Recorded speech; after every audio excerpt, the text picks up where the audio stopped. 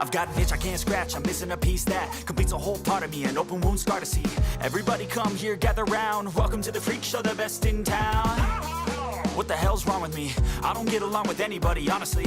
I've been living in my own head constantly, thoughts jumbled round, think I need a new lobotomy. Wait, all these thoughts are too negative. I don't wanna get lost in the sedative. Gotta show them what I got, I'm competitive. You know I'm about to go off, I won't let them win, I'll take a stab. I wanna chase a bag, I wanna weigh, I can change all the things I lack. I gotta face the facts, I got a taste in that. Got me obsessed with the rest, I got an itch to scratch. I'll give up everything. If I can see my dreams, make things right. 'Cause I'll do anything to make what I want a reality. Don't let go. I'll make things right. 'Cause I'll do anything to make what I want a reality. I just wanna find a way out, sick of the venom in my brain. Running from the past, wanna escape my pain. I just wanna be a better person, I deserve this. I just wanna break these chains. Always asking for greatness, true to myself, I never fake it. Seen too many once, that is so they get famous. And when I say the truth, most really can't take it. In spite of everything I've been through, I'ma make it. Fake friends, but on my downfall is toxic. Day one, started to outlaws for profit. Now all I do is write verses, no talking. All I do is put the work in, no option. This was everything I ever wanted. Created a legacy off of me just being honest. And the fake ones hate, but it's all to no avail. They wanna see me lose, but you know I never fail.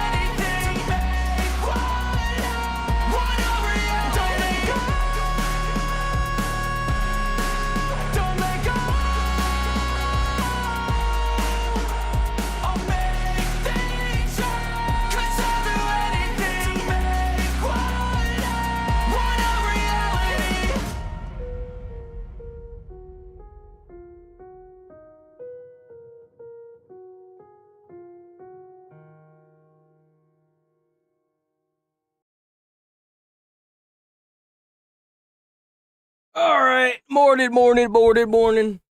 I love the morning chirper, man. He's great. Over here just rolling in my chair, man. All right, let's get these games passed through. We got a lot. We got Cuba stuff. We got a bunch of people that are in Cuba now, protesting like a bunch of little bitches. Oh, it's going to be a great stream. Man. We got Clavicle. He bros over there. He got slapped in a bar or a party. Got that kind of good stuff. If you don't know who Clav is, there's a good chance he could be doing some stuff with Asman at some point. That's how based he is. We got all kinds of good stuff, but I got another video that shows where Clav got a lot of his newfound power from, I guess. So, oh man, let's get it. We don't have a lot of gaming stuff. I think we got... Oh, fuck. Oops. I don't know what I did, but I did something. It don't matter. Got a bunch of stuff. When we found you half dead on the side of the... So this is a game about killing Nazis, I guess? Oh, damn, it's God in the field. We got Nigel in the chat. And we had an early chirper this morning, Nigel. He was already over in the shorts feed. He was chirping up a storm. It was good stuff. Not like those normal dumb chirpers, man. He was a good chirper, you know? He's someone that's worth listening to. This looks like it might be an interesting game. Let's see this game. There's a reason why I did that. When we found you half dead on the side of the road, I took you in because I recognized something in you. Something broken. Untrusting of a world that killed you. Know, in all honesty, if you weren't a Nazi, but you were in Nazi territory and you were a mass murderer, man, it must have been a great time to be alive. Honestly. Like, especially if you were killing Nazis. Shit. For an instance of a murderer. Not because the murder, but because if you were a serial murderer or a serial killer or a murderer or whatever, and you were killing Nazis, it must have been, you know, one hell of a time. And desperate Damn! for revenge.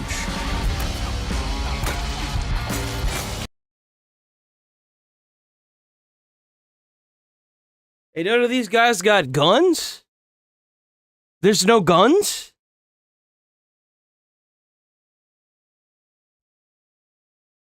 Do it to a man. It eats you alive. But I understand. The Nazis have taken everything from us. So go on, my boy. Kill them all. I think that's a little weird. I'm not gonna lie. I think this is a weird game. This might be good, but the fact that it has no guns, I don't know. I don't know about that. I don't know about that. I don't know. I'm skeptical. Whoops. Whoops. Where is...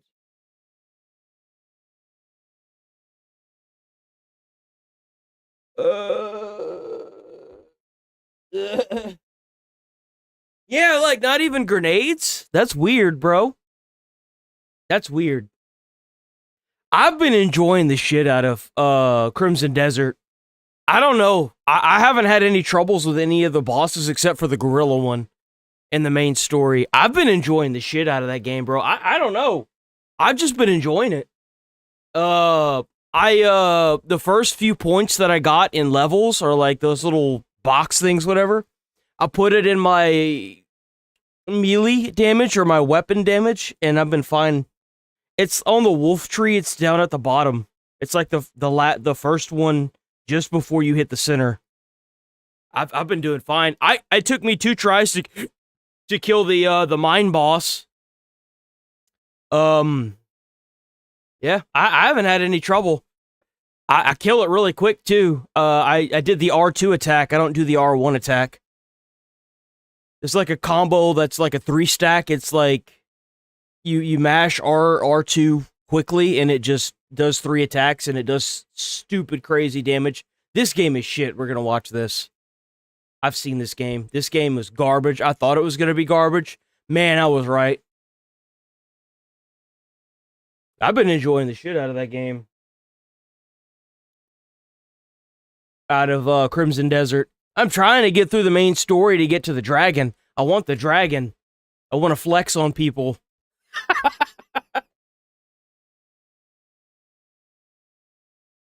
Yo, I did the gorilla last night. That shit pissed me off. That gorilla. Oh my god, that gorilla.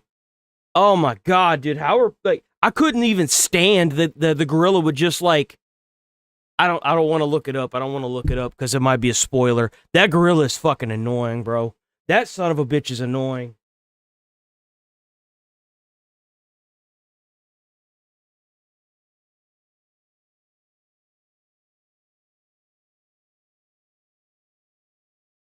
Yeah, I had to turn it from balanced to performance because it kept crashing. I would be in the menu and it would just crash. Like, I was just sitting on the map. I went to use the bathroom and it crashed while it was just sitting on the map. And I was like, okay, something has to change now. Something's got to change. From its gorgeous But this is a different game. This is a woke game, DEI. It's based on a woman that's in like the 1900s or like the fucking Middle Ages era. I don't know what time period that is, or the 1800s. 1900s would be like 19 something, right? But like this is like in the fucking Middle Ages or some shit like that. landscapes, gripping acting, and historically inspired combat animations, 1348 Ex Voto makes a strong first impression in its opening moments, seeming to promise something bold is about to It's not. It's garbage. I watched Asmund play it. It's trash. It's actual like DEI slop. It's complete shit. follow. However, it doesn't live up to that promise at all, quickly abandoning the interesting bits of its story and leaning most of its gameplay on shallow and shoddy combat and mission structures. Even its beauty is compromised by bugs and glitches that make playing through it a burdensome vow to keep. Our sins have blighted the land, and now we face his divine punishment.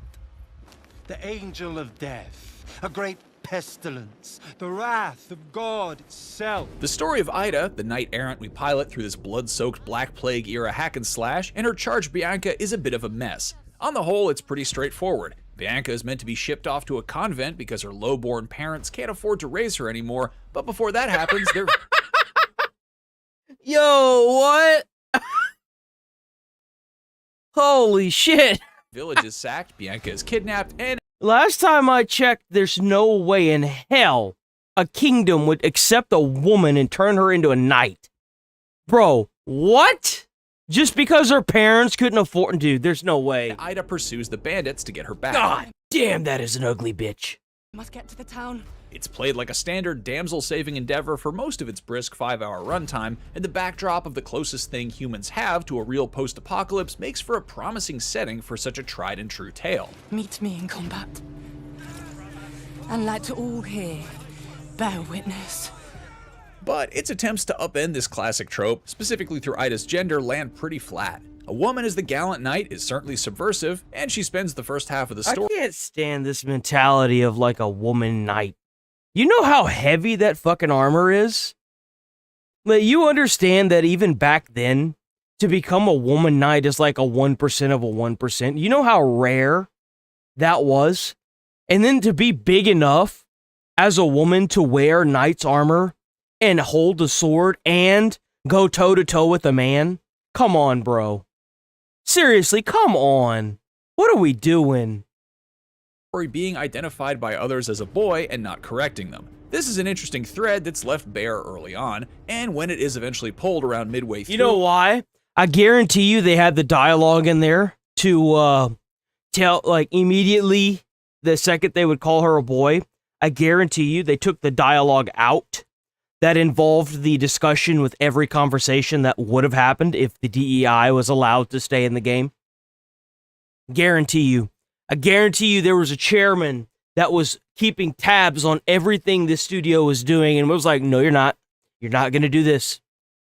It immediately unravels before the concept is dropped completely. Villains have no honor when it comes to women. Same goes for the mild implications of a queer romance between the two leads. Ida's pining can be read as infatuation, but as the story progresses, there's less and less room to call what these two women have a romance. It's far easier to interpret her one-track minded mission to save Bianca as a desperate need to not lose the last person left in her life, as the rest of her highborn family have been killed by the ongoing pestilence.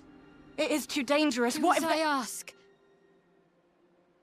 Quickly, before you're caught. It's all at least very well acted, unsurprising considering the main pair is played by Albie Baldwin and Jennifer English. Fight or yield. You will ruin your vestments. But even the sparse few minor characters that get more than one speaking line are delivered with gusto. We toiled for him. We filled... What is that face? What the fuck? What is that face? What is that face? We toiled for him. We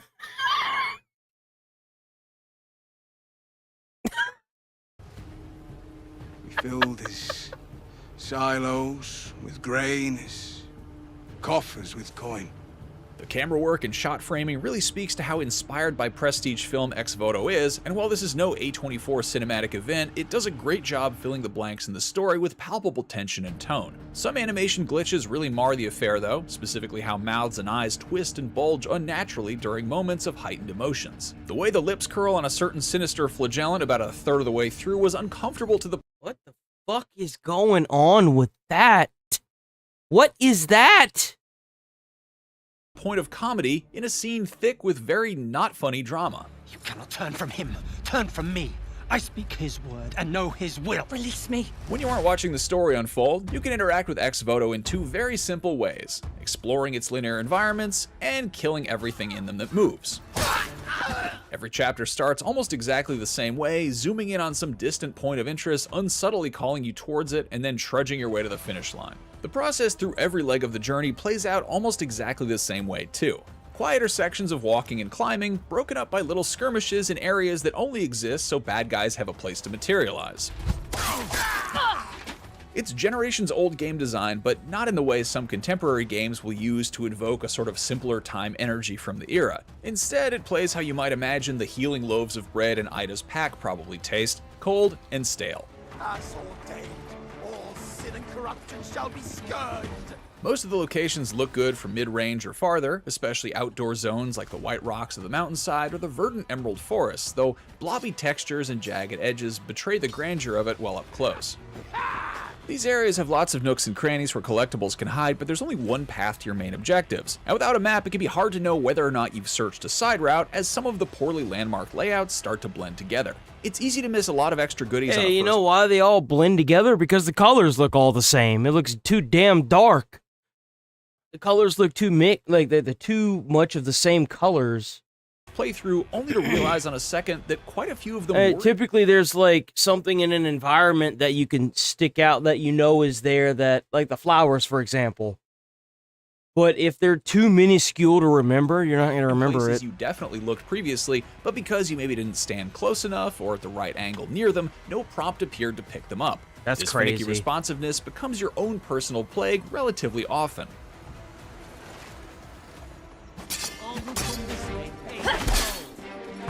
Art, when it's time for Ida to wield her blade, the proceedings are usually pretty drab, mixing one-handed and two-handed attacks. I've seen 3 combos this entire game. I've seen this normal one, and then there was one where she held the sword closer to her and swung it this way, right?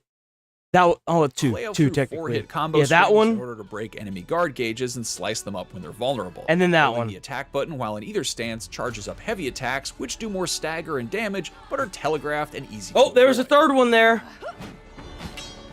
There's no real benefit to switching between the light attacks and combos against most regular enemies unless forced to, but there can be some benefit to using light attacks to cover for your heavies, making them more likely to hit and break stagger bars down faster. There's a short recovery time after a combo is finished, and enemies usually use that space to throw a string of attacks of their own. These are easily blocked until you run out of your own stagger gauge, and less easily dodged thanks to how weird the timing for attacks can be, as they sometimes vacuum towards you to make up distances that seem unintuitive in action. The window of impact also seems off-timed from an enemy looks like it will land a strike, which is frustrating during the sections of Ex Voto with enemies who cannot be blocked.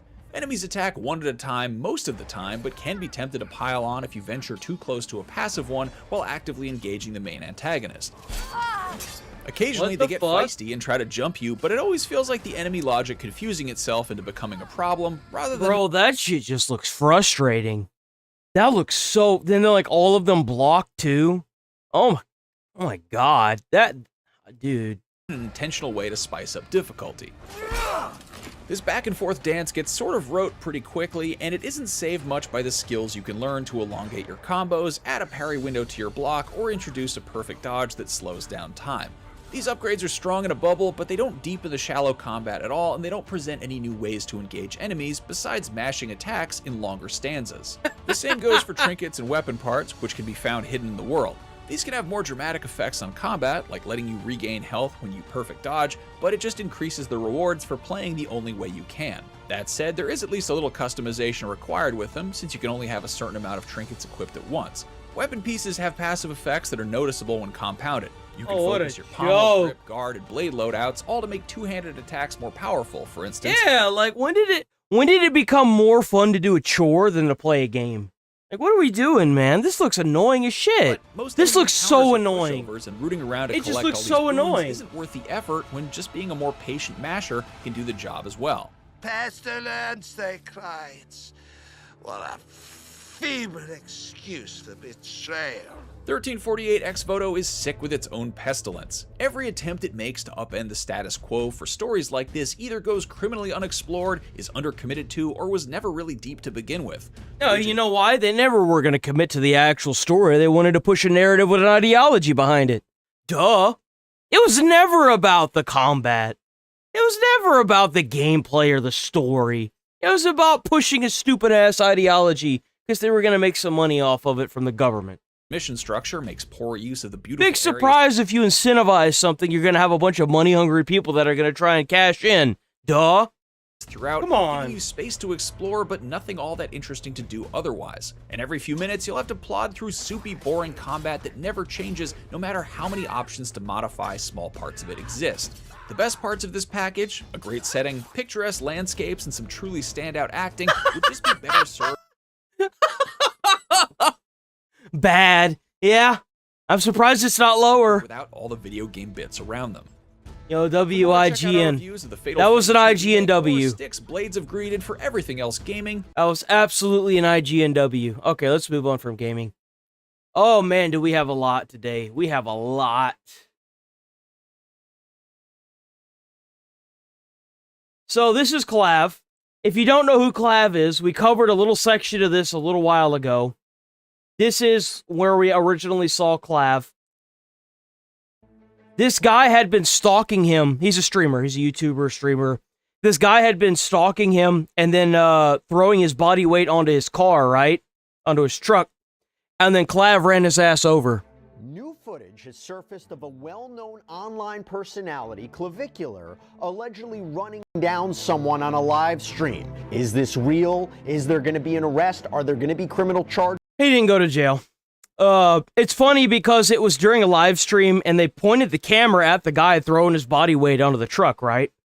And Clav ran his ass over and was like, hope he's dead. You know, or like, I think he's dead, hope so, or something like that. And it was funny, dude. It was funny. It was hilarious.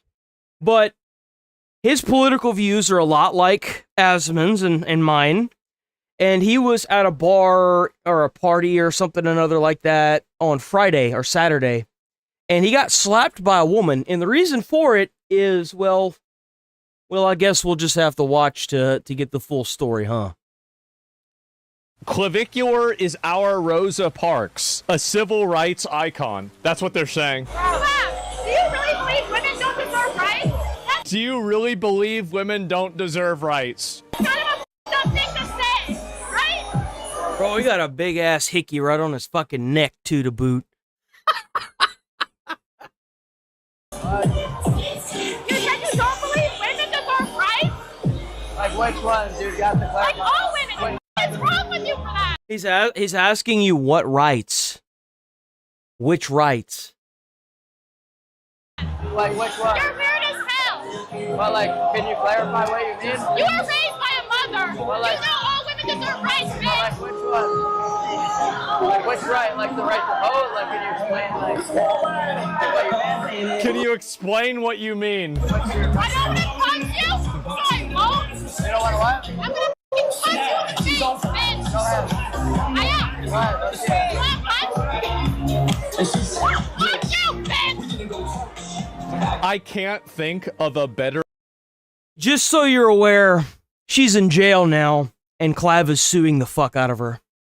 argument against women's rights. This is the biggest argument. Just because someone says go ahead whenever it comes to physical assault doesn't give you the right to do it.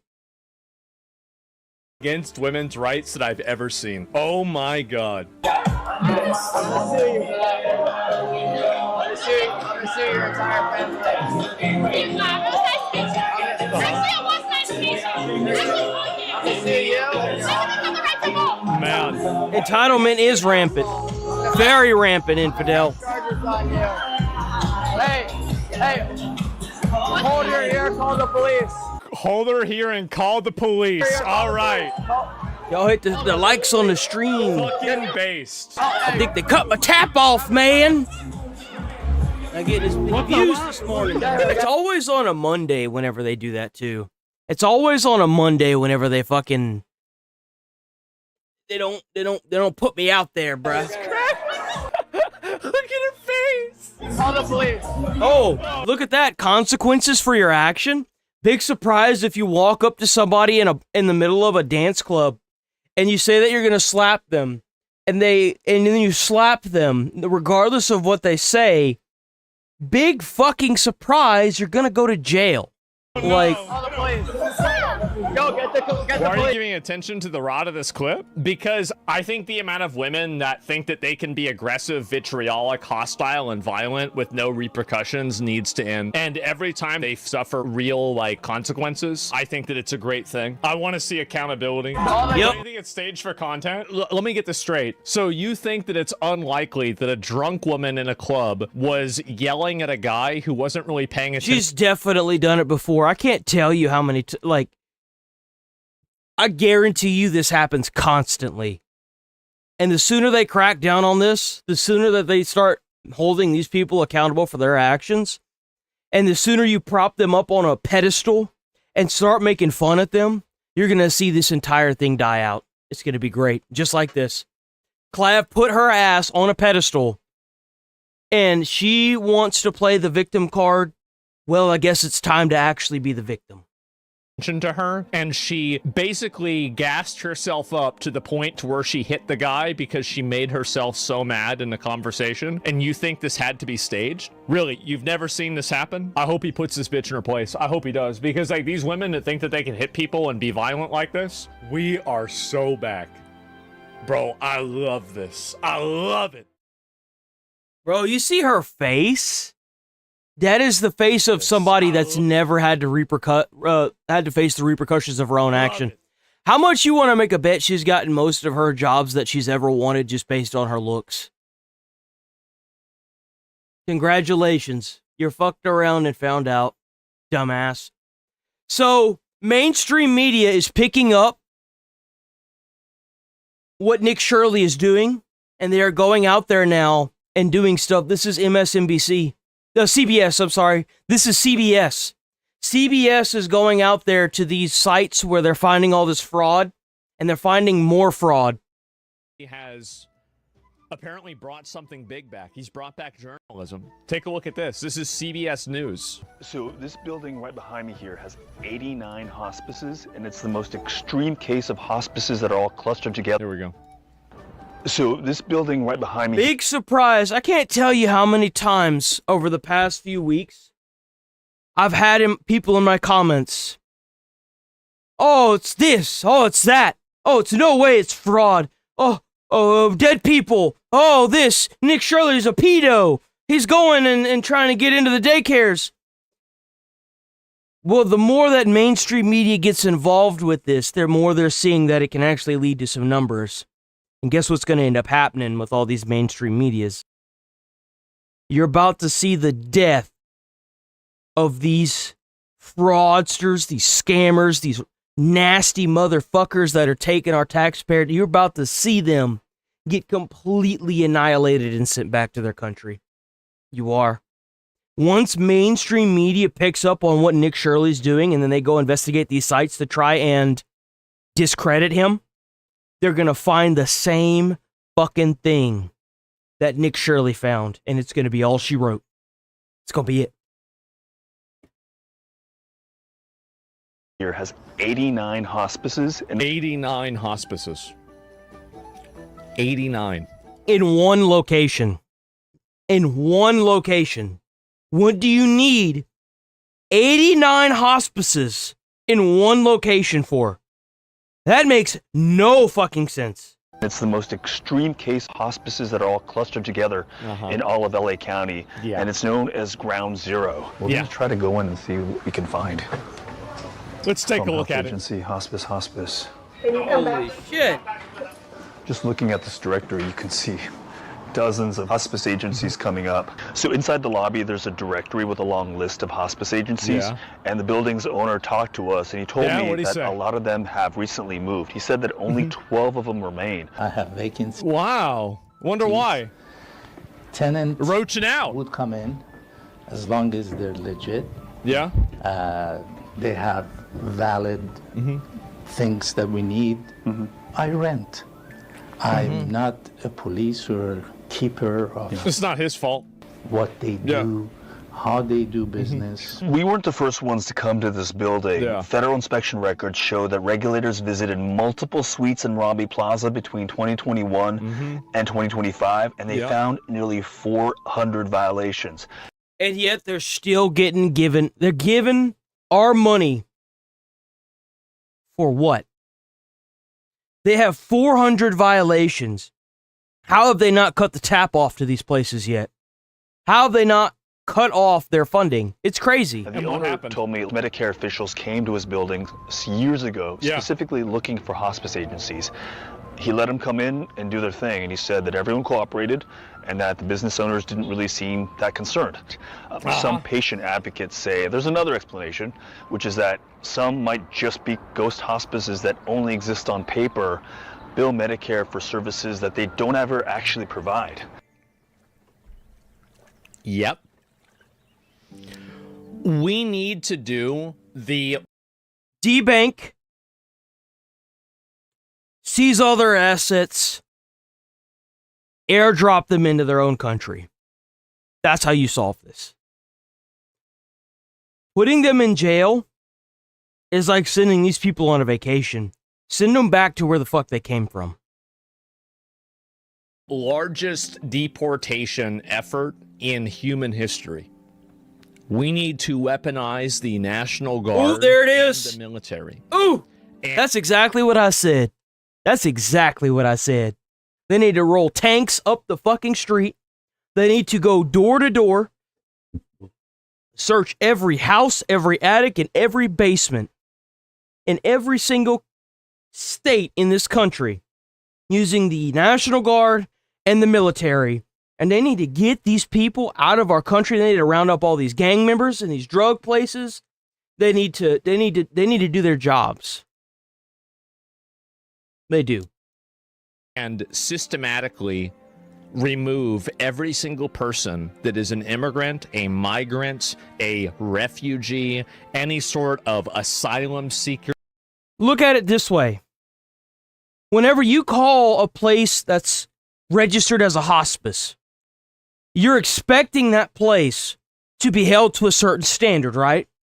It's like that lady in the prior Nick Shirley video said, that the way it's done is they get the number to their Medicare, Medicaid, or I think it's Medicare or whatever, right? It's like a number that all old people get past, like, you know, retirement, and then the old people give that number out, not realizing how valuable that number is, and these hospices continue to bill those numbers, and there's nobody there. See, that's what happens. Or even the family members not realizing how valuable that number is. And then that's how they keep getting it paid out to them. And illegal, anybody who is in this fucking country who is scamming us.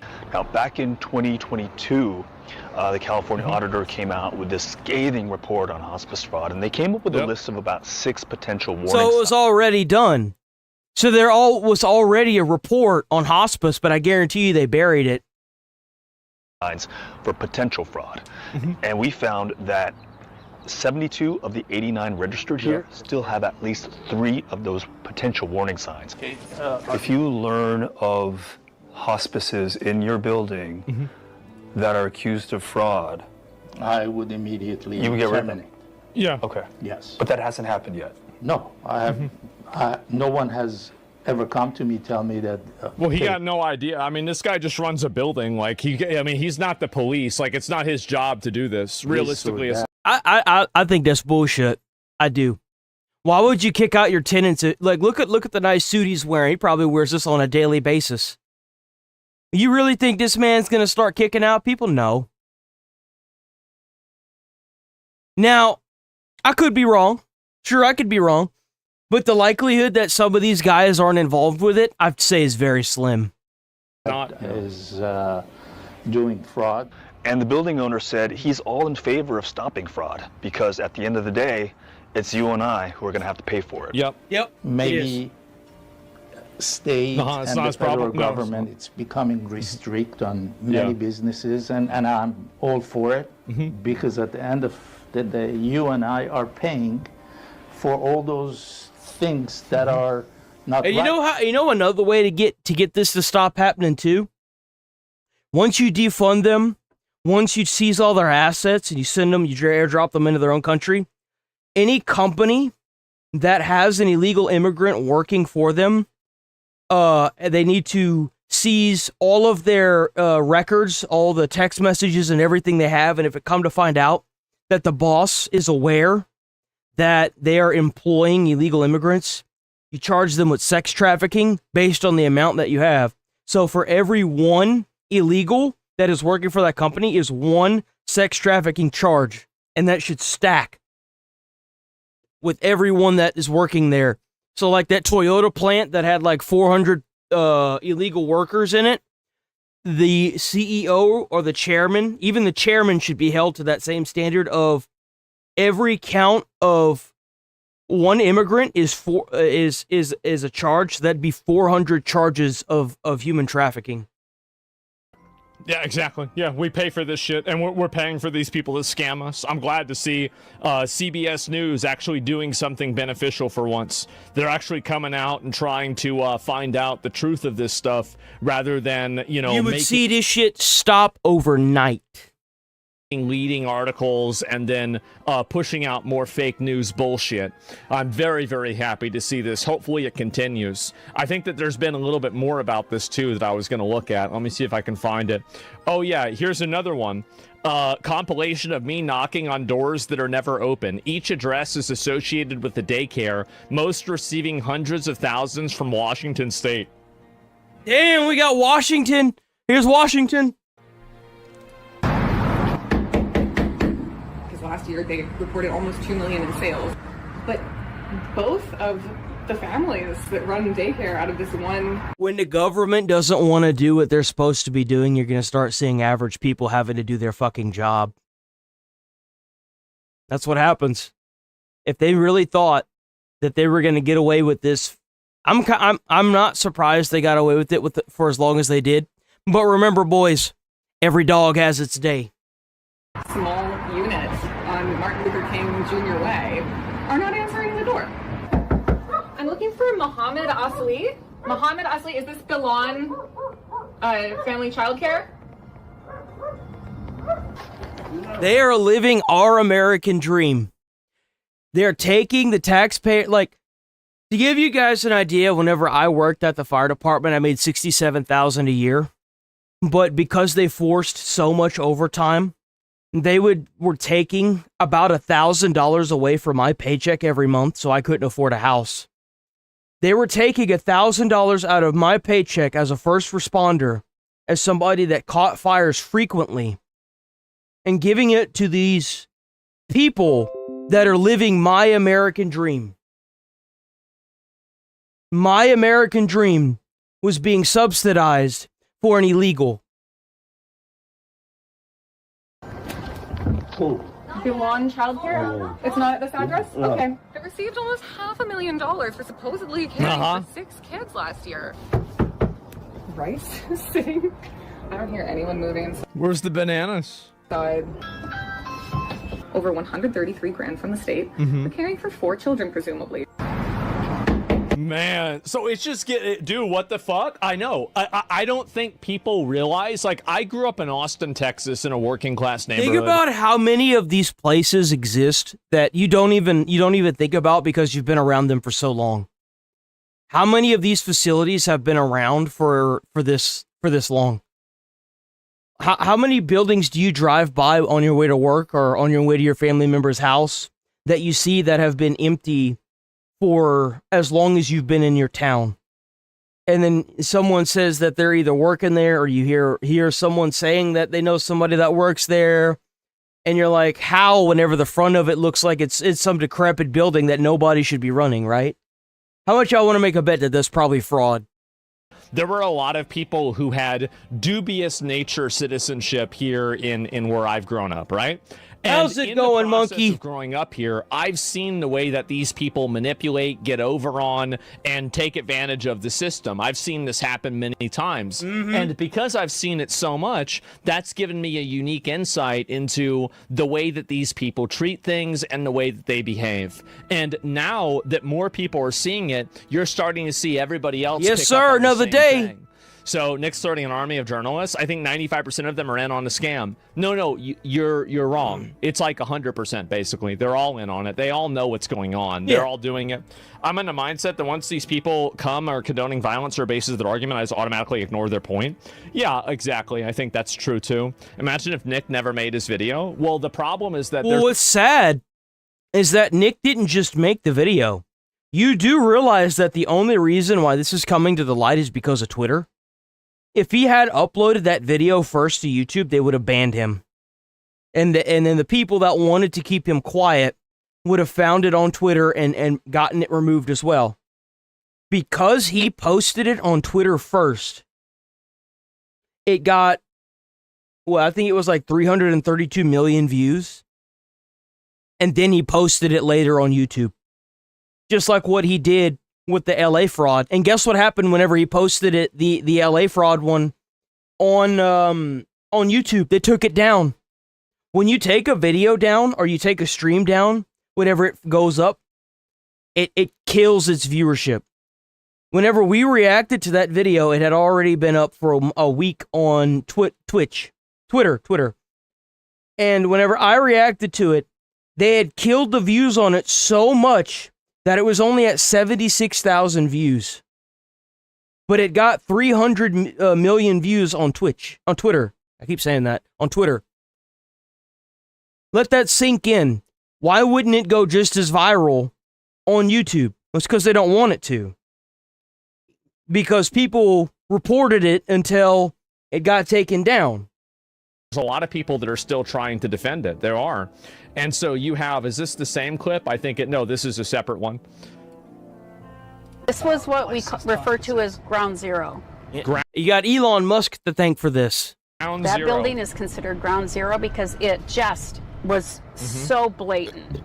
Hospice patient advocate Sheila Clark has been raising alarm on this one building in LA for years. This building, our investigation found, is home to 89 registered hospice companies. It's called the Merabi Professional Medical Plaza, and it's the most extreme case of hospice clustering that we found.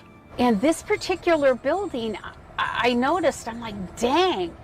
How can there be that many licensed? Yeah, and the crazy part, I had somebody in my comments last week that was in the stream, right? Was because California's a big state, dumbass. California's a big, but you're not hearing what I'm telling you, dumb fuck. Florida is the retirement capital of America. That means that it has the most older people in retirement. Why would California's hospice jump 1,000%? That makes no sense. It's not possible. And certified hospices in this tiny little building. We went to the Van Nuys address to find out what's going on. We're going to try to go in and see what we can find. Think about how much of our national debt is just fraud. Seriously. Directory. I think we've seen this part. Let me double check. Hospice. Hospice. Home Health Agency. Hospice. Can you come back? Just looking at this directory, you can see dozens of hospice agencies coming up. The state and federal records for hospice agencies tell you a lot. State auditors have identified warning signs when they're looking for fraud, Potential like fraud. multiple hospice offices packed into one building. All of this is by design. I say this over and over, and I will continue saying it. It's all by design, They are doing this on purpose. Yeah. I mean, there's no license. There's not really a licensing required to become a hospice. All you got to do is apply for it, especially in LA. You get it, and then you open up a hospice, and you just continue to make violations and ignore it, and then make money. Duh. Like, it's not even. And they don't cut the funding off because they want it. This is a way, because you realize that if these immigrants, these illegals came over here and they didn't have a place to stay, they didn't have a form of income, and they weren't able to do stuff like this to send back to their, like, to make money and send back to their own country, you realize that they wouldn't stay here. They would just go back to their own country. They would self-deport. That's why you got to make these people stay here in America as an illegal, as uncomfortable as humanly possible. And knocking on their door every single day and making them feel uncomfortable is more than enough. You might not even have to prosecute some of these people. If they know that they're here illegally and they're scared already, and you bring light to them, they're going to be like cockroaches, man. They're going to scatter out of the country. Guarantee you. I want to see these people get debanked. I want them debanked, and I want their assets seized. But they are doing it so they can continue to fund these parasite migrants. Yeah, the government has everything to do with this. They absolutely know. Our country, and that's the reason why. And by the way, for you guys that are in Europe that are watching this, the same thing's happening over there. You just might, it's just a different, it's maybe a different strategy. Do you really think that the people going to Europe aren't doing the same thing? Of course they are. Like, we have a massive problem. The West has a huge problem that we have an infection and we refuse to admit that there's a problem. Yeah. There is clearly a problem. There is clearly an affliction, and there is also clearly a solution. But they don't want to talk about that because it might make them feel bad. That has to stop. I agree. Caretakers whose patients who are supposedly at death's door are discharged alive. According to our analysis, 72 of the 89 registered hospices in Marabi Plaza have at least 3 of those potential warning signs. Yep. This isn't possible. That's right. That's it right. made no sense because I know what a licensed and certified hospice looks like. Yep. We weren't the first ones to come to this building. Federal inspection records How's show it that going, mental regulators health? visited multiple suites in Marabi Plaza between 2021 This is the part that I saw already. And... oh, here it is. At one, a nurse I don't wrote know. that a patient's family was satisfied with the care, but inspectors found no one from the hospice ever even visited that patient. Yeah, that's because what they do is that they have, so this is the strategy. They basically sign up people for fake patients, and then they split the money that they get from the government with that patient's family. Yep. So that's the way it works. It's just So, like the daycare fraud. The daycare fraud was doing the same thing. All those people that you would see, the families of kids that were getting dropped off at the daycare, they would go there to show face, collect the money, and dip. like, let's say that, you know, they find somebody they know and they sign this person up for hospice care. And then after they sign the person up for hospice care, then after that, they say, okay, well, now we need $2,000 from the government. So now you're getting $2,000 from the government. Okay, well, you know, you take 500 of that dollars and then you give that to the family that you're giving hospice care to. And then you don't have to do anything. The family doesn't have to do anything. And you just got a free $500. And who paid for it? The taxpayer did. Yep. That's the way it works. At another, the patients... And that's the reason why the patients aren't the ones complaining. It's because they're in on it too. Chart listed medications for malaria and diabetes. But the patient told inspectors he wasn't taking either one. Yep. And at that same company, a hospice social... Why does it feel like independent creators like Nick Shirley have to expose something before mainstream media will touch it? Well, it's crazy because mainstream media tried to discredit him. They did. They tried to discredit him. It's because there's a racial connotation to this, because the overwhelming amount of people that are doing this are non-white. Yep. Like, it's disproportionately non-white immigrant minorities that are doing this. It's obvious. Yep. And so the mainstream publications don't want to cover it. They don't want to talk about it for that reason. They're chicken shit. Because they're probably getting paid by some different... No, you know.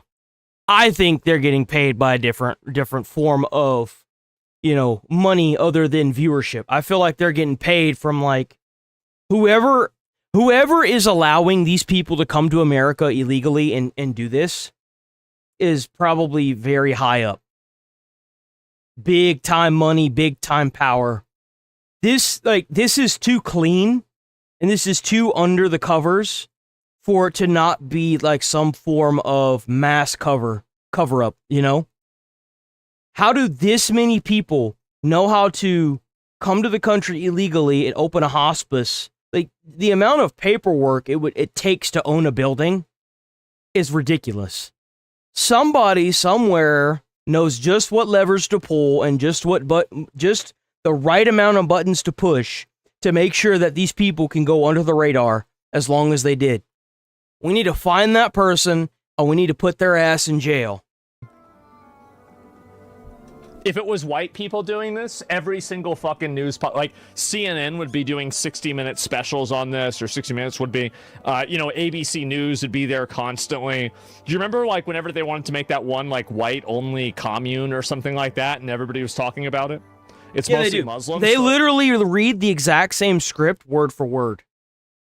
Say it We right. saw it in that decoy voice video. It's up on the channel. I did a short for it, too. of like every single mainstream media doing the exact same thing, all lined up next to each other. It's zooming out and you can see everything. Like, it's all the same shit. Listen, okay? Don't you bring your European bullshit over here, all right? For us, it's only partly Muslim, okay? For you guys, it's... All right. Let's move on from this. We haven't had any negative chirpers today. Actually, the stream's doing pretty bad today. I'm not gonna lie. I don't know what's going on, man. 96 views, I'll take it. It's always on a Monday.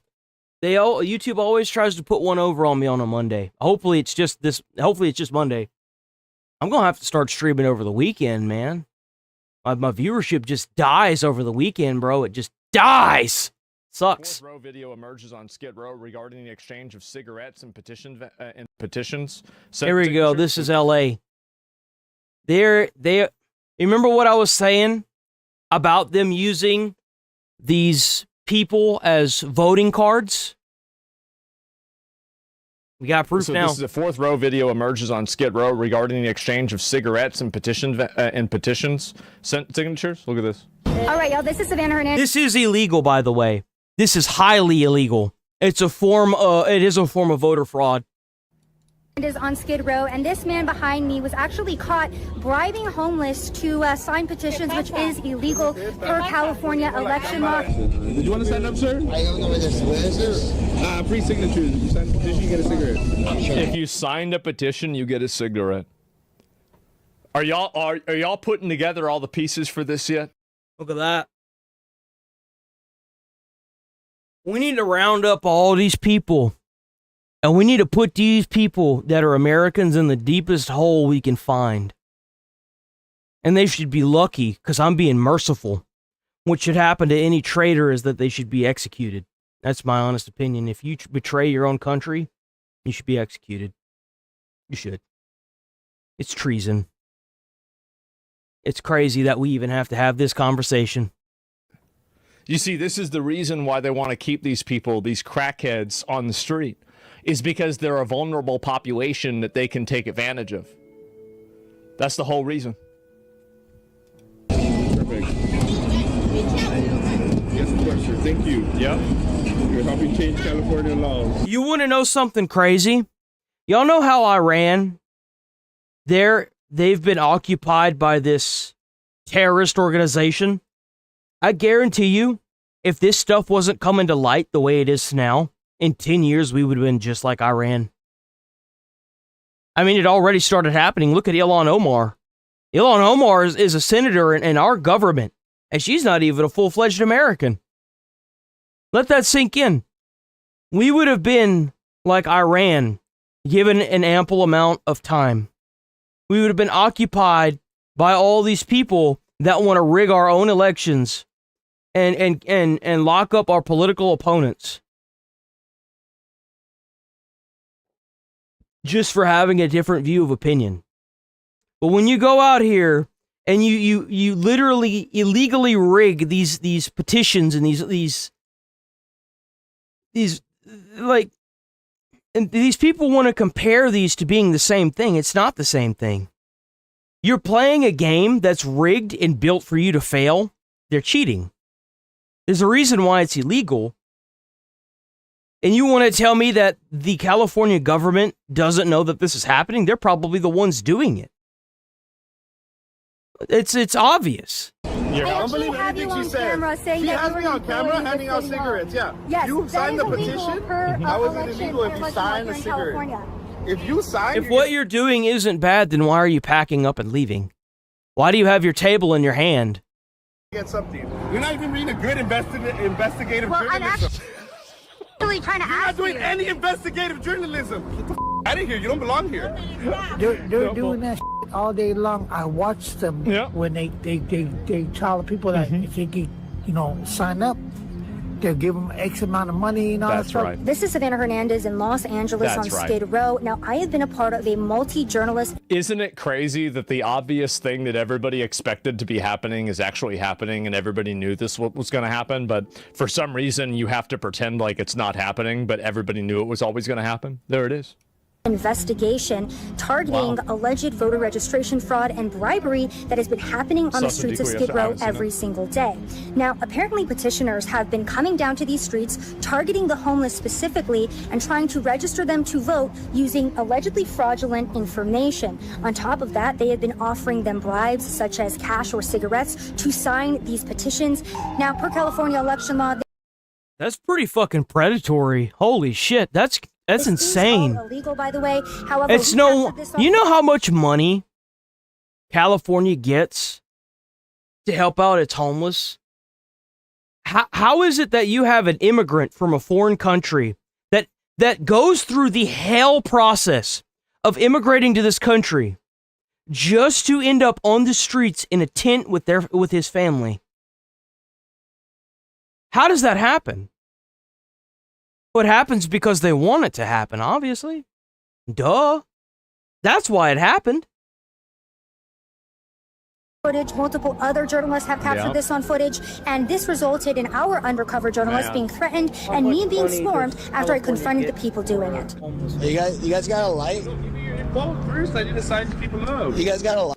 You see, this is the reason why they get upset about wanting voter ID, is because these crackheads can't get voter ID, and they want to utilize the crack. They get $24 billion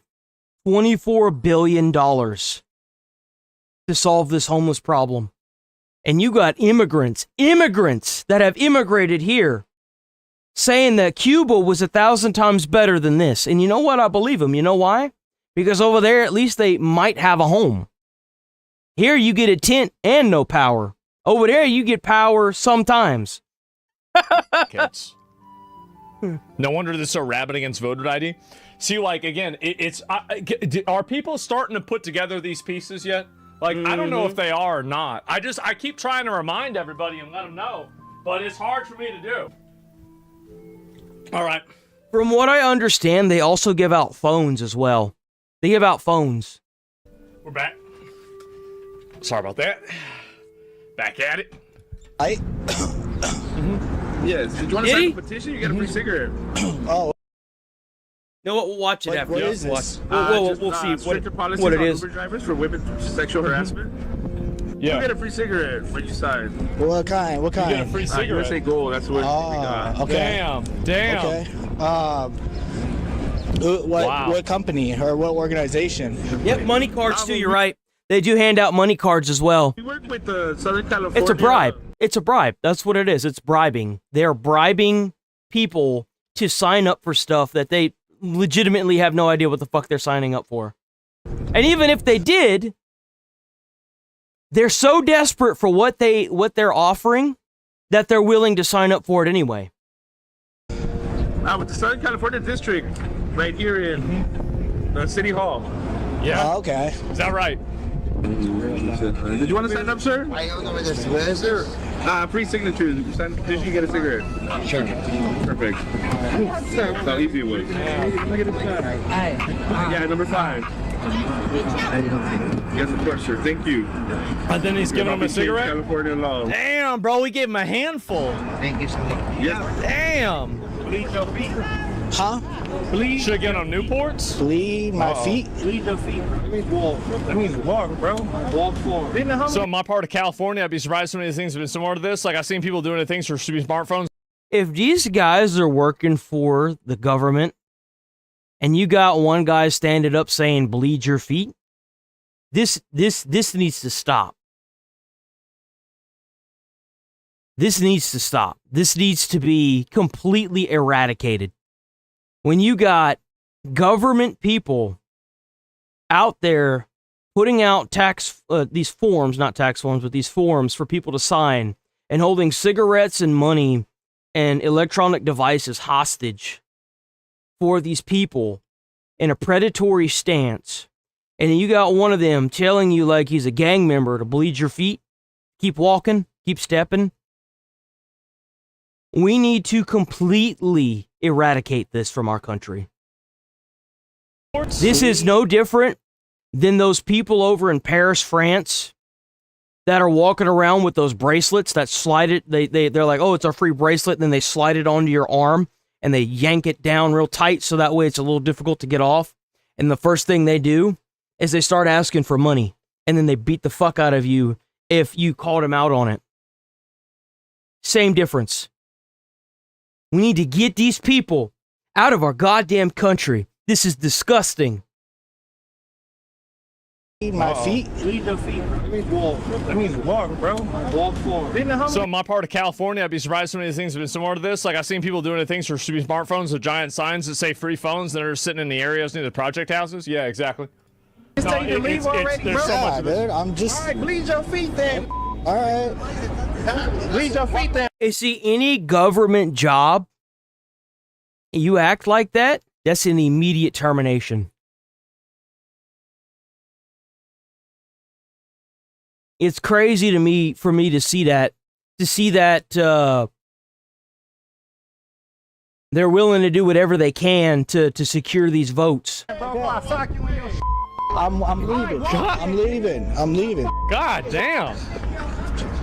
Now, being a petitioner that gets paid. Look at that. Look at this, by the way.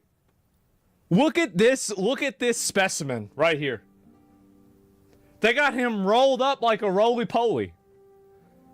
He's curled up like a ball outside the CVS. Outside the liquor store. Like, look at him. You know what he's like? He's like a Pokemon, like a Graveler. You know what's crazy? Is these illegals, as long as they're able to secure these votes and able to secure what they're doing right now, they think everything's hunky-dory. That everything's going to be okay in their nice big mansion. You do realize that once they find something else, you're going to be just like that immigrant down on Skid Row that is there with their whole family. I don't know if there's any, immigrants watching this or will see this at some point.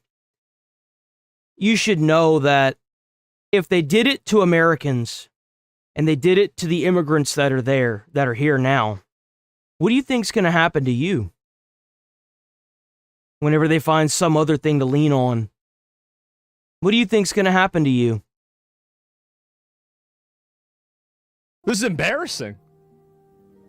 To collect signatures is not illegal in the state of California. These people are willing to keep homeless in their community on Skid Row simply to predatorily get you to sign up for something you have no idea what the fuck it's for, to get cigarettes, to get phones, and to get money.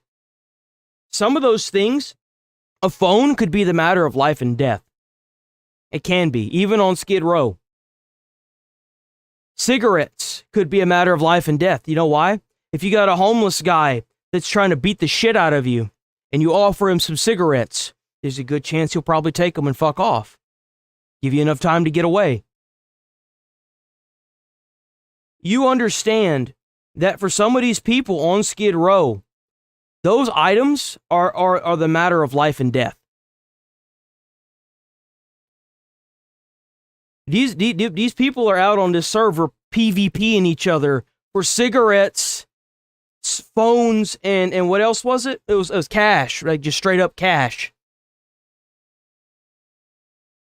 At what point do we realize that we're no longer in a free America, we're in a prison system? Because that's what it sounds like to me. Sounds like prison. Can't get hired anywhere because they've got something on your record. Can't fucking move up or move out because there's a good chance you're going to get stopped by police and brought right back. Like, can't get a job because you smell like shit because you don't have a place to shower. Like, it just doesn't end. However, these people have systematically had an entire system rigged against them. They've had the entire system rigged to keep them in their place. So 3 in California election code, offering people money or anything of value in exchange for signing a petition is. And after our undercover journalist was threatened, I decided to go confront the people doing this for myself. So I'm doing an investigation about how people have been bribing essentially the homeless to sign petitions. We actually got you on camera handing out cigarettes to people to sign. You know how I know this man works for the government? That's a diamond stud. That's a diamond stud. You out in the middle of Skid Row with a diamond stud.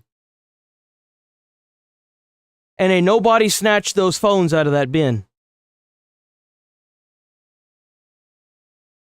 That means they're used to you. They know that if they do what you want, they're going to get something from you. How long have these people been out on Skid Row? And they haven't had any of their shit snatched. They haven't been beaten up and had that ripped out of their mouth. How long have they been doing this? Yeah, that's cool. Can I ask you about that? That's cool. Why? Why? Because it's illegal activity. How is it illegal? So, How is it illegal? I mean, think about this for 3 seconds. Can't you imagine that it would be problematic if people could just give somebody money to vote? Like, I mean, don't you think about this for 3 seconds? Mm-hmm. technically, it's illegal per California election. You do realize that importing your own version of a voter class is a form of oppression? It is.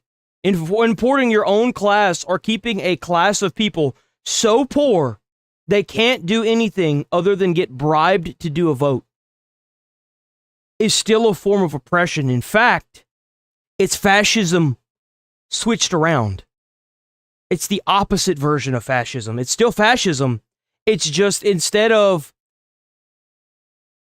oppressing somebody with force, it's keeping them so fucked up in society that you're willing to use predatory means to get them on your side regardless of what's going on. It's still, or like, for that matter, not putting these people in jail because, like, let's say they go out and kill somebody and they get let go.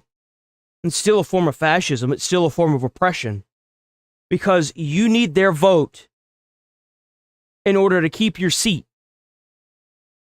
And this is the reason why you saw everything that happened in Minneapolis.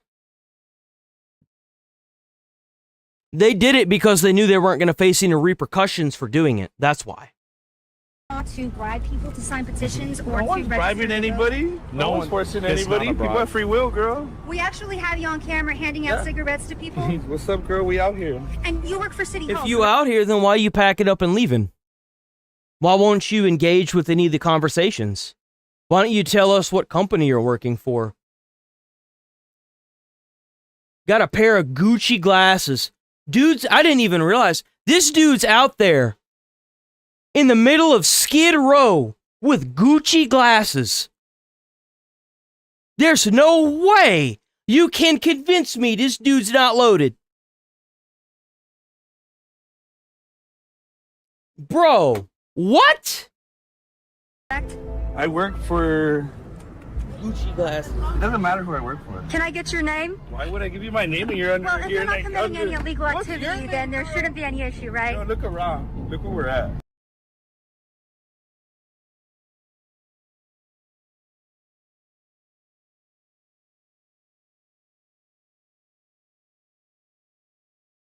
Sure. You're targeting me about illegal Oh activity? my This God. has been a greater... I can't find the specific pair he has.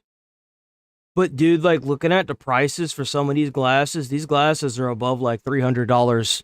Some of these are like $1,000. Trying to part downplay of it. a Yeah. multi-series investigation by multiple... You ain't even got to say anything when you're wearing a pair of glasses like that. If a homeless dude walks up to you and they see that you're wearing a pair of Gucci, everyone knows what Gucci is, bruh. And your ass hasn't been robbed yet? Come on. Come on, man. journalists here in Skid Row. Now, we have caught these people handing out cigarettes, cash, and Yeah. also telling these people to fill out voter registration forms with fraud. Homeless person. What is this signature for? What is this petition for? Homeless person. I do not know. Oh my God. Fraudulent information.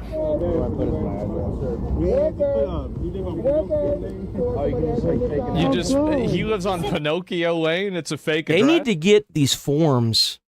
They need to grab some of these forms. They need to have somebody, they need to get like a homeless person or somebody to run up there and like grab some of these forms so we can see what these forms say. I want to see what these forms say. I want to see what the hell they're signing up for. Wait a minute. They got people signing up from Pinocchio. And they're oh my god, this is embarrassing. That you were an employee with City Hall. Why are you guys doing this today? I'm not an employee with anybody. You're putting words in my mouth. We work with the Southern California. Yeah.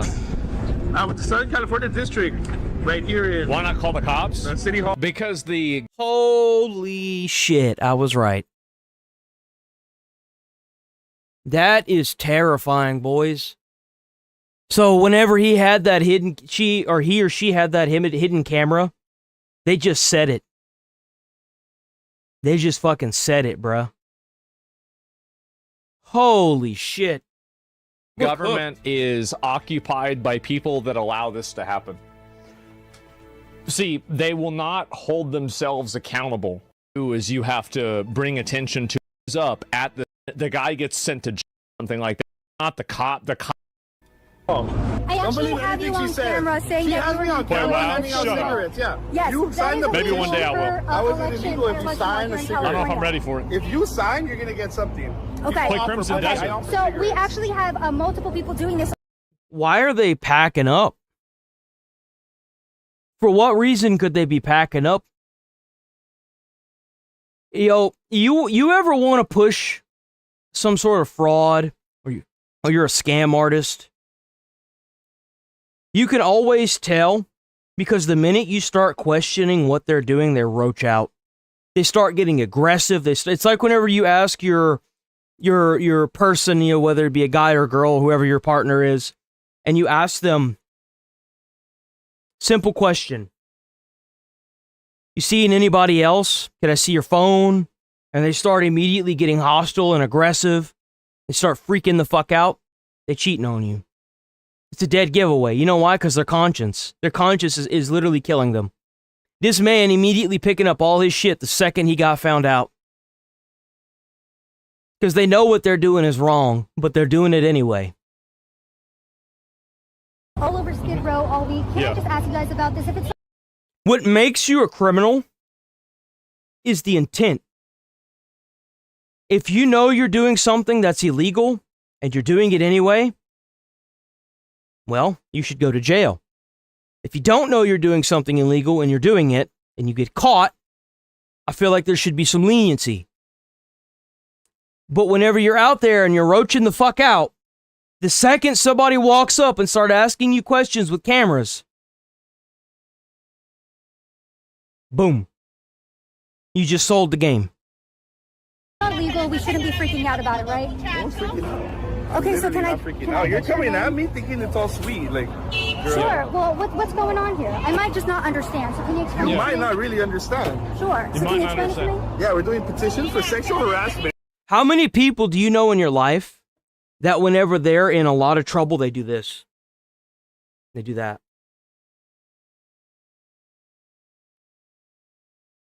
They do that, right?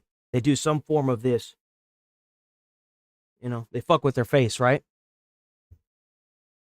You might not really understand. Sure. So can you explain it to me? Yeah, There's a reason why cops are trained to look at certain body language. For sexual harassment, I don't know what this government voting is. Sexual harassment on Uber drivers for stricter policies. Yeah. And we just need voters.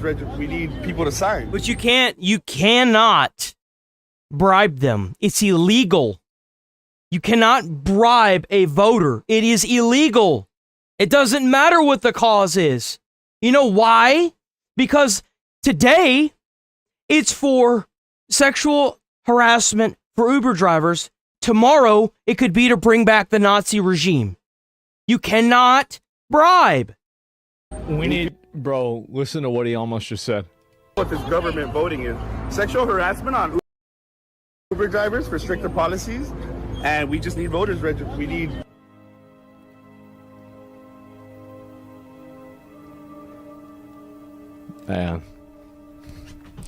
Man, that's just too bad, huh? It's almost like the thing that's obvious is happening. It's almost like the most obvious thing is actually happening. People to sign. We need people to sign so we can get the legislation a lot more stricter for the women's Stricter policies on women's. Stricter policies on Uber drivers for women's rights. You're not even being a good investigative Well, journalism. I'm actually trying to You're ask not doing you. any investigative journalism. But she's trying to ask you questions. She's asking you genuine questions. And it took hell and high water for you to stop packing up your shit to answer one simple question, which was what are you trying to have petitioned? Like, Journalism. Here, you don't belong here. See, you got this retarded pineapple here who's sitting around. see, like, I feel like if these investigative journalists tried to spin this in a different light, they could totally get these people to roach out on each other, on themselves without even realizing it. Instead of these journalists walking up to these people and saying and doing this, what they should have done was, hey, I'm a journalist. I want to, bring awareness to the community and help you guys promote what y'all are doing. So what are you doing? What is the petition for? You can get these people, because they're so stupid, to roach out on themselves. If you do it the right way, you could get these people to roach out on themselves and not even realize it. You could. Scamming people, and nothing's going to happen to them. See, that's the problem, is that, like, you have people that do this, and then they just get away with it, and they just do it again. You're not helping anything. You're trying to help your little career. Can I ask what you're helping? I help the community. Have a good day, monkey. I do free cell phones. If you need a free cell phone, if you have EBT or Medicaid, you qualify for a free cell phone. By the way, that's exactly Yeah, but you don't need to sign a petition for that. You don't need to sign a voter registration form for that.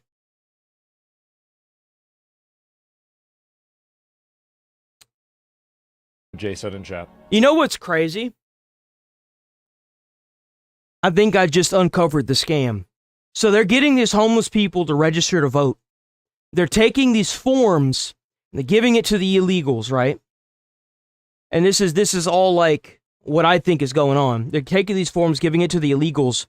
And the illegals, because there's no voter ID, are taking these forms. They're taking that identity when they go to the voting booth. And they're voting for whatever policies that are wanted by the current administration. How much you want to make a bet that's what's going on? Exactly what he said. Man. And I'm out here Monday through Sunday signing everybody up for a free cell phone. Because they're getting cut in on it. The petitions have nothing to do with the cell phone. So what were the petitions for? The petitions are for something totally different. They're doing that shit all day long. what I just said, watch exactly. them when they I was right, yep. they tell the people that if they get sign up, they'll give them X amount of money and all that stuff. And I trip out, like, you got these guys who are meth addicts, crack addicts, and the whole 9 yards, and that's not right what they're doing, but they do it out here. They do it. They come right up to them. Well, look at him, bro. Like, you got this guy flipping his dick around. Like, you can't see it. Well, look at this. This is.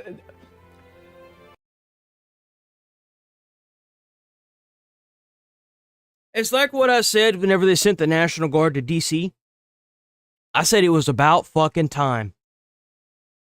Place is a paradise now, bro. Now, I'm sure that it's degraded some since the National Guard's left. Sure. We need to go through every single one of these areas, and clean it up.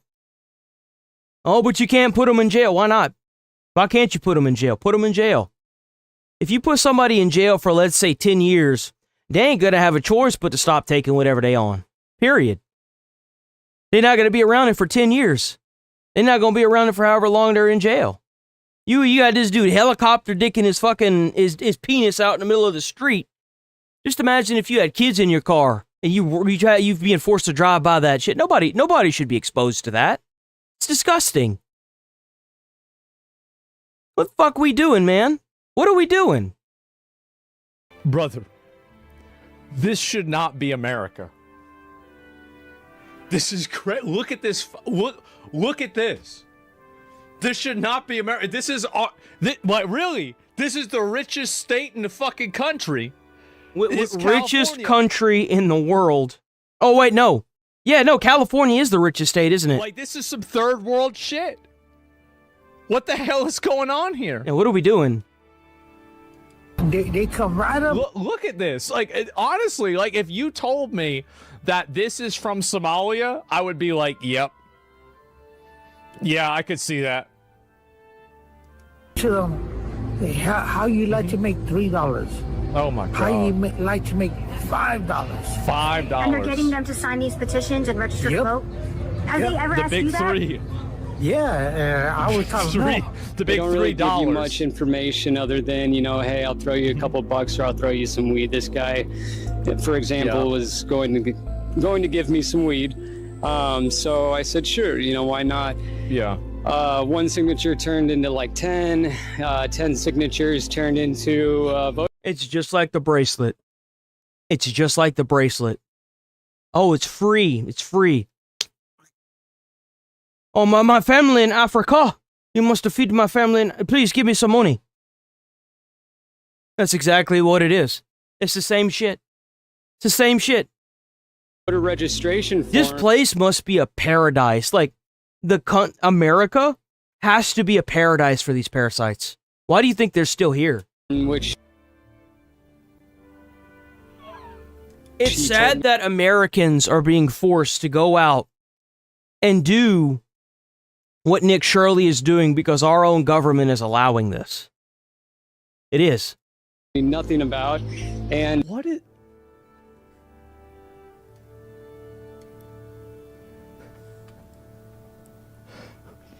What is that hair? Bro out there walking around like it's, oh man, what is that movie with Sylvester Stallone and Wesley Snipes? Demolition Man. What the fuck? Somebody said that's the final boss? Oh my God. Why has he got a Burger King crown on? Look at it. Oh, it's not. Signed me up and signed me as a Republican and didn't say anything about it. What is he? Is he practicing for his role in The Passion of the Christ 3? Directed by Netflix? Is that it? Damn. The only way I knew was because I read like what I'm signing. So he's yeah, it's pretty crazy. Is that it? Crazy. So I think there's a lot of people that are out here that are registered to vote that they don't even realize it, and they're probably registered in the wrong party. Back in 2018, 9 people were charged for this exact same crime, yet it's still happening here on the streets every single day. Now, a lot of people as well, because we are in an election year, have voter fraud on the mind, and they want to make sure that elections are safe and I feel like we need a complete and total crackdown on voter stuff. We do. If you're pushing voter fraud, if you're pushing any form of monetary gain based on something like this, it should immediately be charged as a form of treason. We need, or like come up with a new law that makes it to where if you do something like this, it's as bad as being, charged with treason. Like, this is just crazy to me. It's crazy that this has even been allowed. It's beyond insanity. It pisses me off to no end. Curious score, most controversial clip on the internet. Oh, okay, let's see, not that.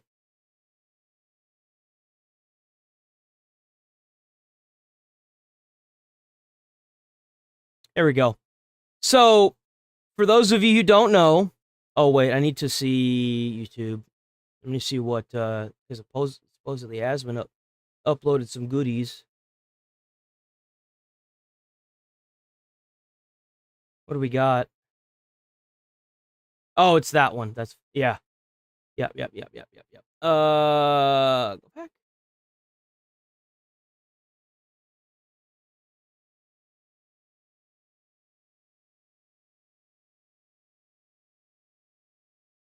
Got some Fox.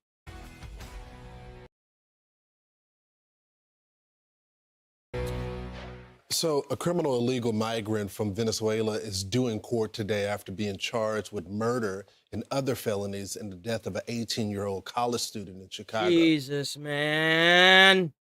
Sheridan Gorman was shot and killed while walking with friends near campus. Her family saying, quote, Sheridan was 18. She had her entire life ahead of her, her education, her future, her family. The countless lives she would have touched, all of that was taken in a moment. And there is no way to repair the loss. What Sheridan was doing that. I've got fantastic news about the Restore Britain movement. It is now officially a third party. Restore Britain has gotten enough people to sign up for it that it is now a third party in Britain. There is a chance that Restore Britain will win and do mass deportations of illegals in their country. W. Britain. We need to clean up our act here in America now. At night, walking with friends near her campus was normal. It was safe. It is what students do every day. We will not allow this to be dismissed as a wrong place, wrong time. This was not a random misfortune. This was a violent and preventable act. Veteran Chicago reporter William J. Kelly joins us now.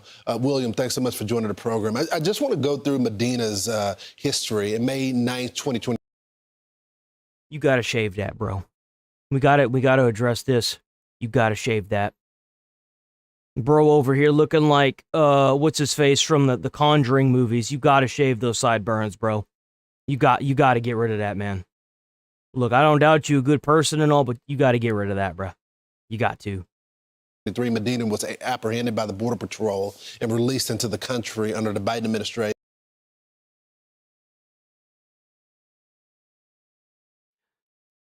He is aware that people know he's wearing a toupee, right? He's aware of this, right? You can see the outline and you can see the actual like patch.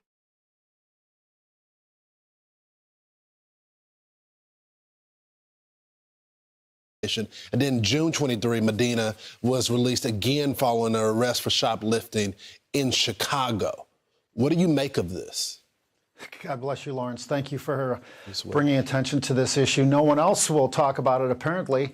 You know, as a lifelong Chicagoan, it breaks my heart. As a Loyola University alum, it breaks my heart. But it also makes me angry because this was the single most avoidable loss of life. Sheridan Gorman. See, I told you he was based. Told you he was based. In the history of Chicago. The suspect was well known to police. God bless the Chicago Police. Big fucking surprise. Rose probably got a criminal record the size of a CVS receipt. Why can't we just put these people in jail? And if they're here illegally, why don't you just deport them? Why do you keep letting them back out into public? I know why. They've arrested this guy over and over and over again. Judge Gonzalez let him out. You know what you got to do with Judge Gonzalez? You got to charge Judge Gonzalez with conspiracy to commit murder or attempted murder or murder. Start holding these goddamn judges accountable. He could kill, allegedly, you know, so far we're, you know, getting all the, you know, Judge Gonzalez let the suspect out and now he's being charged. I'm sorry to interrupt you, but so we only have some of the facts in our newsroom, but you're telling me based on the information that you have, he was arrested multiple times in Chicago? Multiple times. Deportable offenses, Lawrence. These were This is why it was so avoidable. This suspect never should have been in the country to begin with. Obviously, he wouldn't have been able to kill Sheridan if he wasn't in the country. But multiple deportable offenses. And God bless the CPD, the Chicago Police. And that's what really kind of drives me. You really think, so in order to leave a country, typically you have to have the country's approval in order for you to leave that country and go to a different country, right? In some form of fashion. So if you're a country like Venezuela, or you're a country like Iran, and you want to mass export so that way other countries import terrorists for your regime, that's as simple as a stamp. It is. Why are we allowing these countries that are communist countries, for the most part, like Cuba, Venezuela, even though they claim they're not, if you've got a dictator putting up political opponents in jail, well, you're a communist country. They're just not telling you it's a communist country because they know that if they do that, they're going to be excommunicated from America. Why are we allowing these people to come to our country? And what rhyme or reason is that ever a good? Because you're either very rich in order to get past the American immigration policies, or the other country is advocating for you to move into America. Why would another country that locks up its political opponents and is known for using body shields, like people, want somebody to move to America? Let's think about this. Why would they want that? Because they have been arresting this guy. Why would a different country want their criminal to be deported? They don't have to deal with them anymore. Duh. Despite the fact that Mayor Johnson is endlessly telling them not to touch the illegals, not to detain them, not to turn them over to ICE. And I've asked Mayor Johnson about this over and over and over again. He just gives me the same dead-eyed, blank stare. And we have a revolving door now. So people might say, well, at least this suspect is behind bars now. Guess what? There are thousands of Jose Medinas that are in a revolving door that's going around so fast, Lawrence, that I'm surprised that they're not. We got a chippy chirper in chat. Like who? What political opponent has been locked up? I mean, they tried to do it to Trump, but luckily it failed. So what political opponent has been put in jail? Oh, damn, it's megabytes. Y'all hit the like on the stream, man. I don't know what's, I think it's today. I might end up having to do streams over the weekend because, like, dude, Mondays are just dead.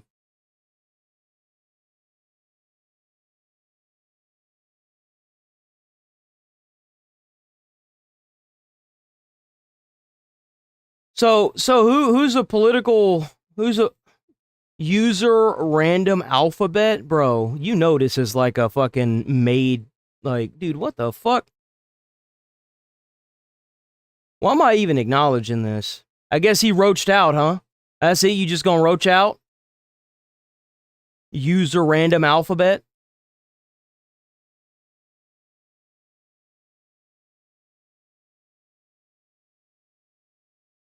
Sunday streams? Queso does Sunday streams too. Maybe like I said, I'm probably gonna either do both days or one day, but I'm definitely gonna be thinking about it. Flying out of the jail. I think what I'll do is I'll have the videos ready for the weekend, so that way all I gotta do is hop on for 4 hours and then get up out of here, you know? I might have to. Because this is exactly the policies that got Sheridan Gorman killed. So this is what the family are saying. We read a little bit of the statement earlier. Here's another portion of it. We are gravely disappointed by the policies and the failures that allow this individual to remain in a position to commit this crime. When systems fail, whether through release decisions, lack of coordination, or unwillingness to act, the consequences are not abstract. They are real. And in our case, they are permanent. This case must be prosecuted to the fullest extent of both state and federal law. There can be no gaps, no shortcuts, no second chances that put others at risk. Accountability must be complete. What's your reaction to that? Mayor Johnson has put illegal aliens over American citizens, Chicago citizens, real Chicagoans whose hearts are broken for. Well, my favorite thing is they don't even try to hide that shit either. Like, you saw it whenever Trump gave the State of the Union address. You saw all those Democrats that didn't stand up for Americans. You saw one Democrat stand up and clap, and it was that base dude that wears the flip-flops and shorts. I don't know what his name is, but he's the only Democrat that's like, I don't know what the fuck they're doing. Family today, by the way. over again and again. It's so sad to see this. It sucks.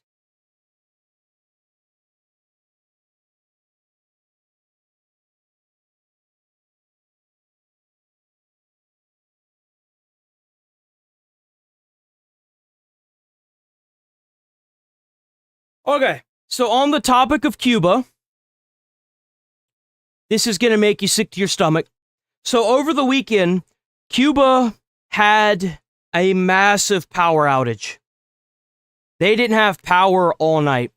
There was one place that had power, and it was a tourist resort in Cuba where all the rich people were at.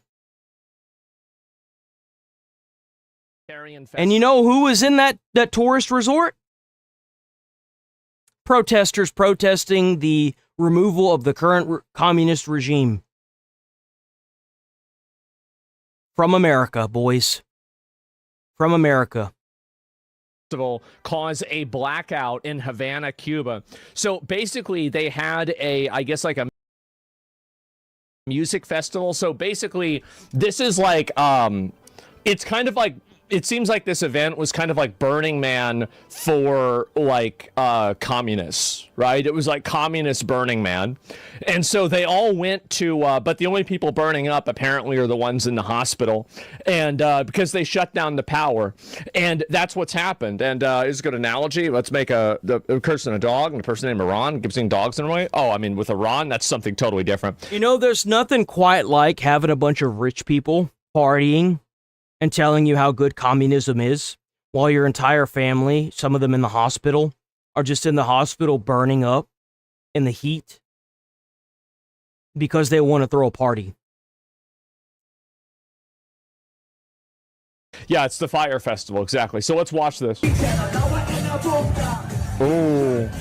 Oh, look at them all. Wow. Wow. Remember, these people are going to virtue signal and tell you that you're wrong for wanting Cuba to exchange regimes. These are those people. Live in the lap of luxury. Man.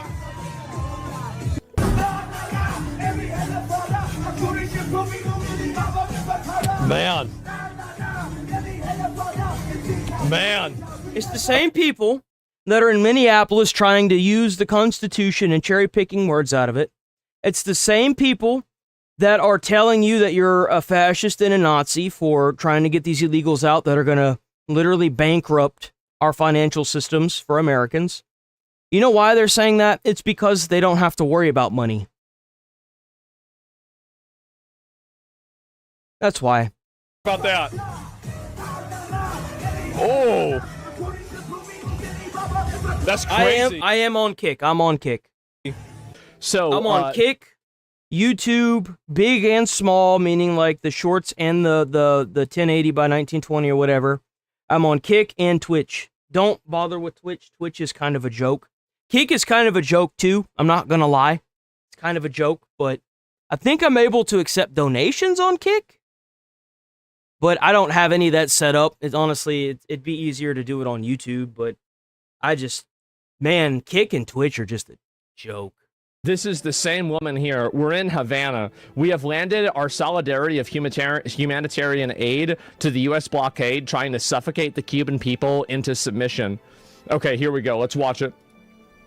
We're here in the Havana Jose Marti Airport. This is just one part of the donations that we brought.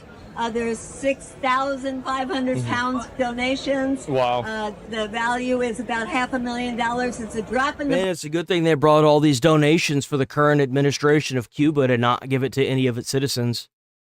Man, that's a real good thing. Bucket for what Cuba needs, but it's a show of our solidarity with the people of Cuba and our opposition so brave to what Trump is doing to try to... Why don't they go to Iran and do the same thing?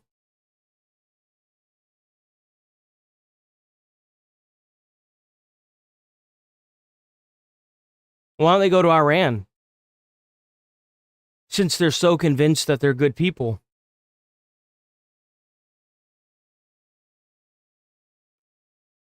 I wonder why they weren't able to to go to Iran whenever the airports were open. The Cuba Resist. Resist. Wow.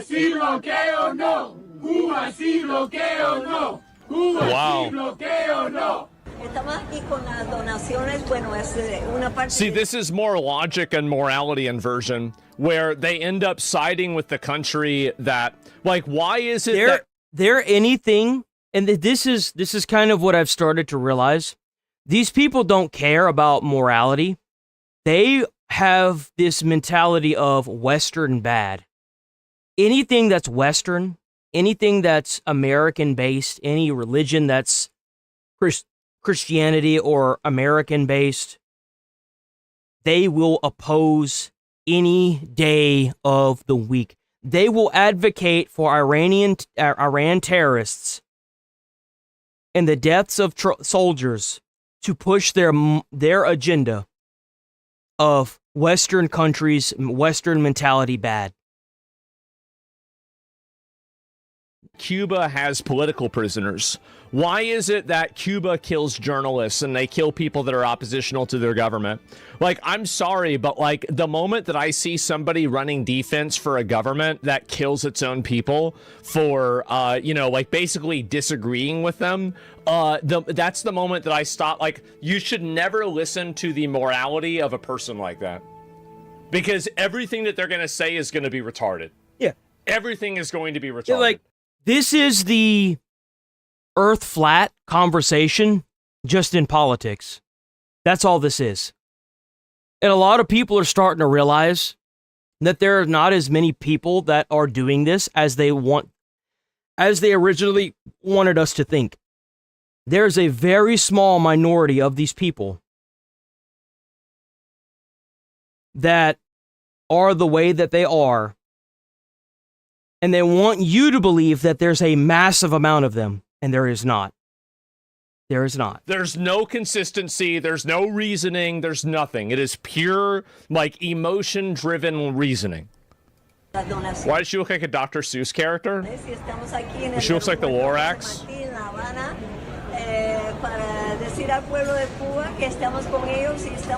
Young people in Cuba? Yeah, zero logic. Yeah, there's no reasoning for it. They lack the comprehension. This is what's going to get women's rights taken away to vote. Right here.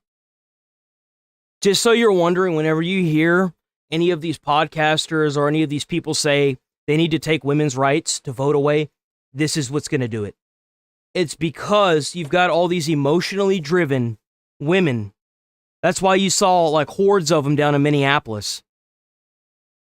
They're all being preyed on because of their emotions and their nepotism.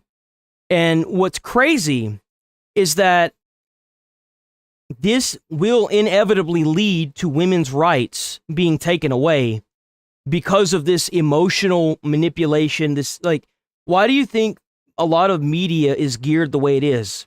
Remember back whenever you would have Days of Our Lives, and they would play that during the middle of the day because women used to stay home and they would watch it. They would watch the whole damn thing. This emotional manipulation is this is a good example. You have one woman surrounded by simps. This is a great example. It's the vajayjay holder, you know what I'm saying? That's actual morality. And so, yeah, that's what it is, man. Seems a little weird to chant, "This is what democracy looks like," in the streets of an authoritarian country that explicitly bans all political parties outside the Communist Party of Cuba. It's really sad. It's genuinely sad to see these people do this. And honestly, I hate to say this, but I do hope that one of the times that they go out and they go on one of these virtue signal things, I hope that the government there just takes all of them and puts them in a camp. I do. I hope that's what happens. That's what they deserve, because they're running defense. And I do really mean that, by the way. Here's the reason why. These people are running defense for a regime, an administration, a occupation of the government that kills people by the thousands. Their own government kills. We got something pulled up later in the chain for I guess they're having some talks with Iran right now. Their own people. Trump should not back away from an unconditional surrender. as long as Trump sticks with that unconditional surrender, we'll be good. There's nothing that could... You should know that the cardboard cutout fucktard that was running Iran indeed died. They made a statement saying that that stupid fuck was dead. So the new supreme leader that was supposedly in a got his leg blown off and was fine, died in a coma. That's what they said. They said that he died in his coma.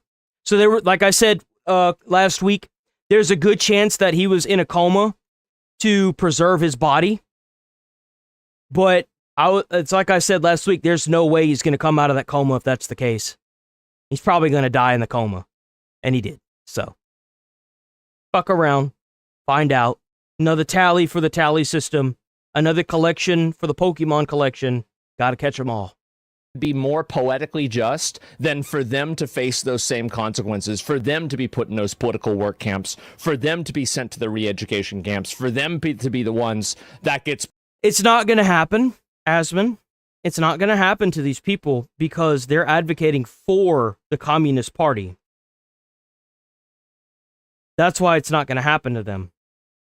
Put in jail and then, indefinitely held all of them and put them in a work camp. We'll get rid of your sanctions, right? You so toxic and bad is that they're the ones that are... So anyway, let's go back. I'll look at that later on, but first thing I'll focus on this too. Breaking footage. Yes. If I'm not mistaken, I could be wrong.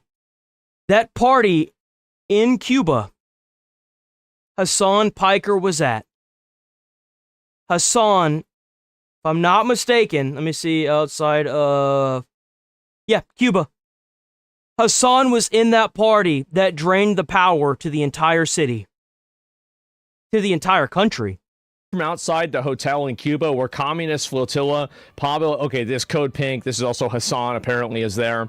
So the entire island, this is what happened last night. This is actually probably the worst optics that one of these events has ever had. So let me explain what happened. So last night, or somewhere around there, Cuba's electrical grid went basically offline. And one of the only places that still had electricity was the tourist 5-star hotel that all of these Americans and Westerners are staying at while they can cosplay as being communist revolutionaries in Cuba. I'm not even kidding you. You're going to see the videos. And the entire other fucking rest of the country is I don't think Hassan got arrested. But there's like that one light on the hill, and that's the light that they're all staying at. It's crazy. Here we go. Watch this. Look. Did Hassan... I don't know how many of these videos... It's like Resident Evil, bro. Everybody's gone. All the lights are off.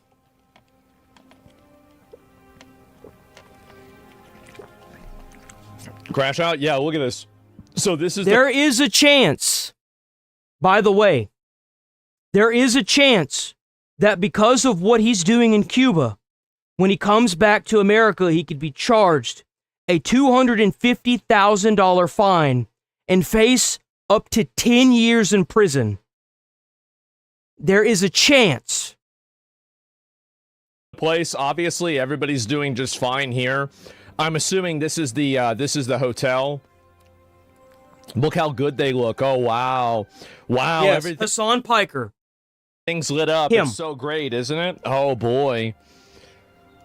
Useful idiots? Yeah, I know. Isn't it sad? Mm-hmm. Other pages. I think that's what really fucks it. Oh my god. Fucks it. So, this is where Hassan stayed? What a nice... Wow, not. That's nice. It is broken. Okay. I need to stop opening it on other pages. I think that's what really fucks it. And this is Cuba. This is all of Cuba. This is how dark it is in Cuba. Nothing happening, right? But yeah, look at all this. So then you walk outside of the safe zone, right? You walk outside of the safe zone, and now you're in the wild. You've just regressed 1,000 years in technology.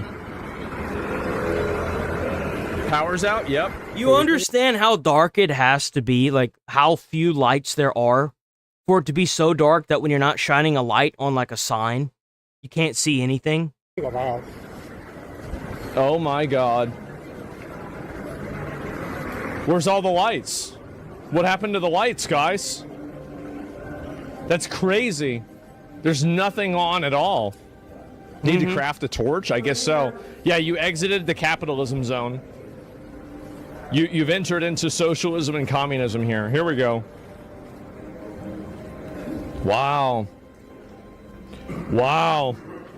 This is Cuba right now. Is that what happens in Dying Light? Yeah, it's like a horror game, exactly. It is. That's the problem. They're in a power crisis. And instead of taking all that money to fix their power crisis, and instead of the government doing what it needs to do to make sure its people have at least power, they're catering to these communist supporters from America and making sure that a 5-star tourist hotel remains with power while the entirety of Cuba goes without. They had a fucking party. They had a party during this. Oh my God.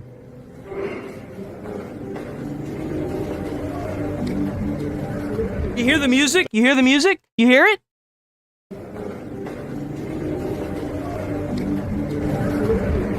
That's crazy, yeah. That's from the hotel. That's from the fucking hotel where they're at. Dying light? Well, it is literally a dying light. I mean, so what happened is that, obviously, here we go. Angry man goes to a hotel where Code Pink communists are staying in Cuba. They get to enjoy electricity thanks to a generator, but 99% of Cubans are without electricity after tonight's nationwide blackout. Okay, let's take a look at it, guys. Here we go. See that? You don't have to convince your echo chamber of communists that communism is good. You have to convince the people that are going to be breaking down your door in your government, pulling you out and hanging you publicly. Those are the people that you have to convince. When you lose that mentality, you lose your government. You do. When you start catering to this instead of your average Joe, that's when you lose the people, when you lose their trust, and inevitably you lose your government. You know why? Because the people of that country burn that bitch to the ground. That's why. That's why. Wow, what a nice place. And everywhere else is pitch fucking black. Oh my God. It's the same shit that was going on in Venezuela. It's the same shit that was going on in Iran. Same thing that's going on in Cuba. Why do you think Cuba was so quick? The whoever's running that bitch was so quick to come run into that table for that deal. It's because he knows that if things keep going the way they're going right now like this, they're going to kill his ass. And he knows that if he fucks around with the government, the United States government, they're going to kill his ass too. That's why. Look at that! Oh my God! I agree. And if Cuba's regime doesn't want to come to the table, treat them just like Iran. When you mowing down people in your streets, or whenever you're locking up political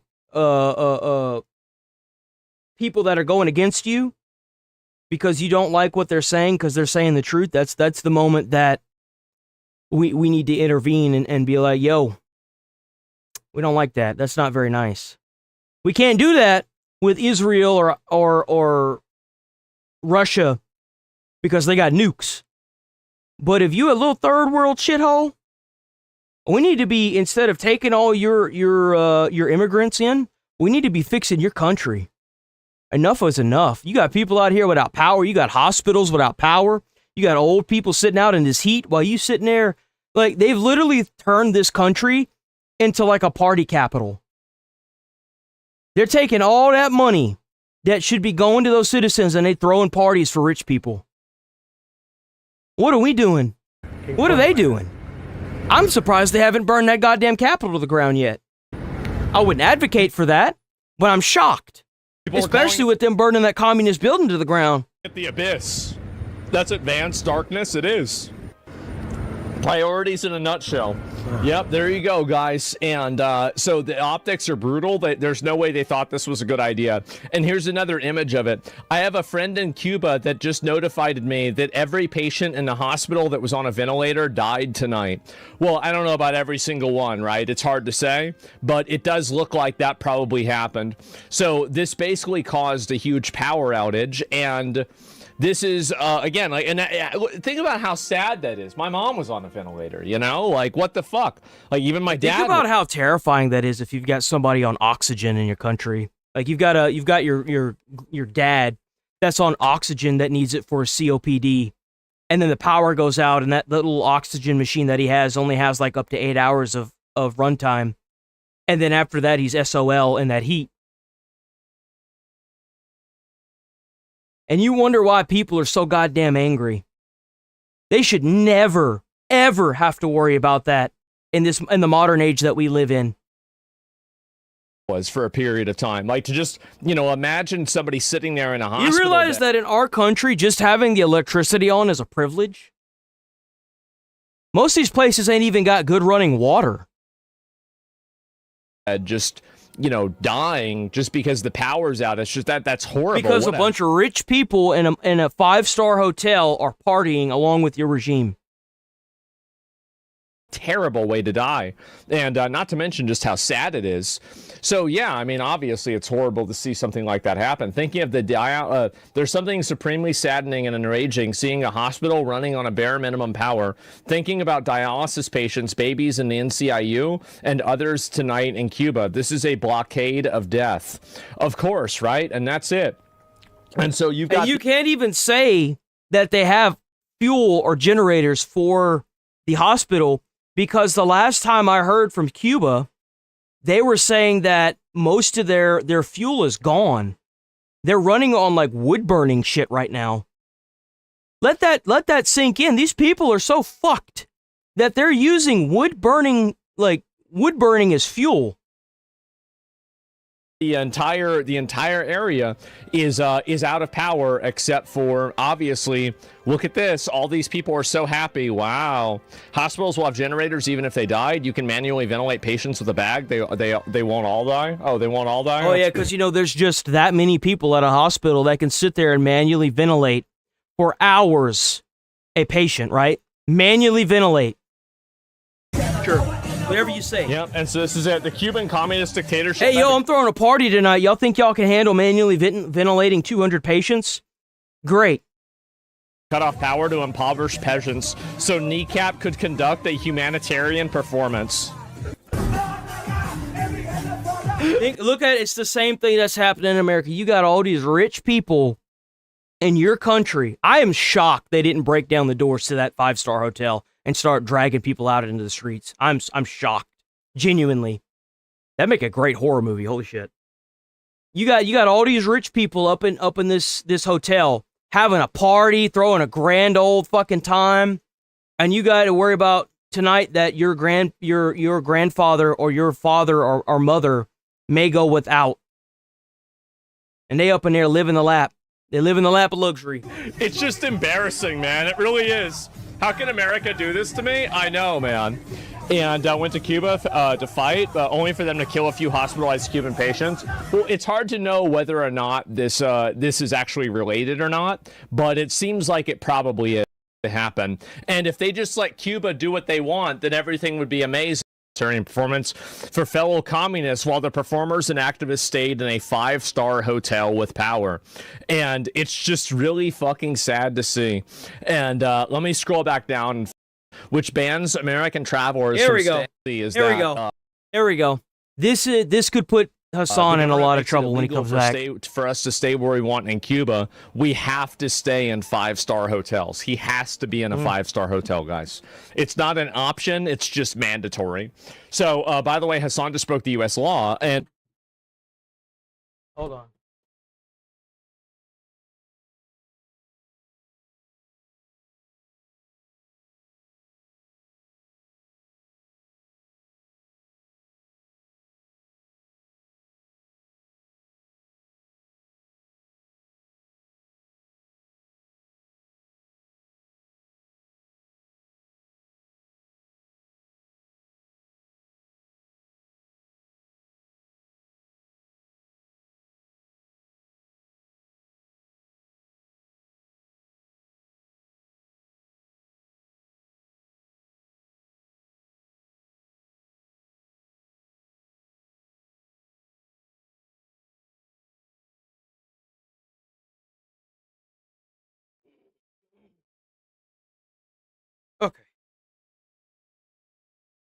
Way back. Sorry about that.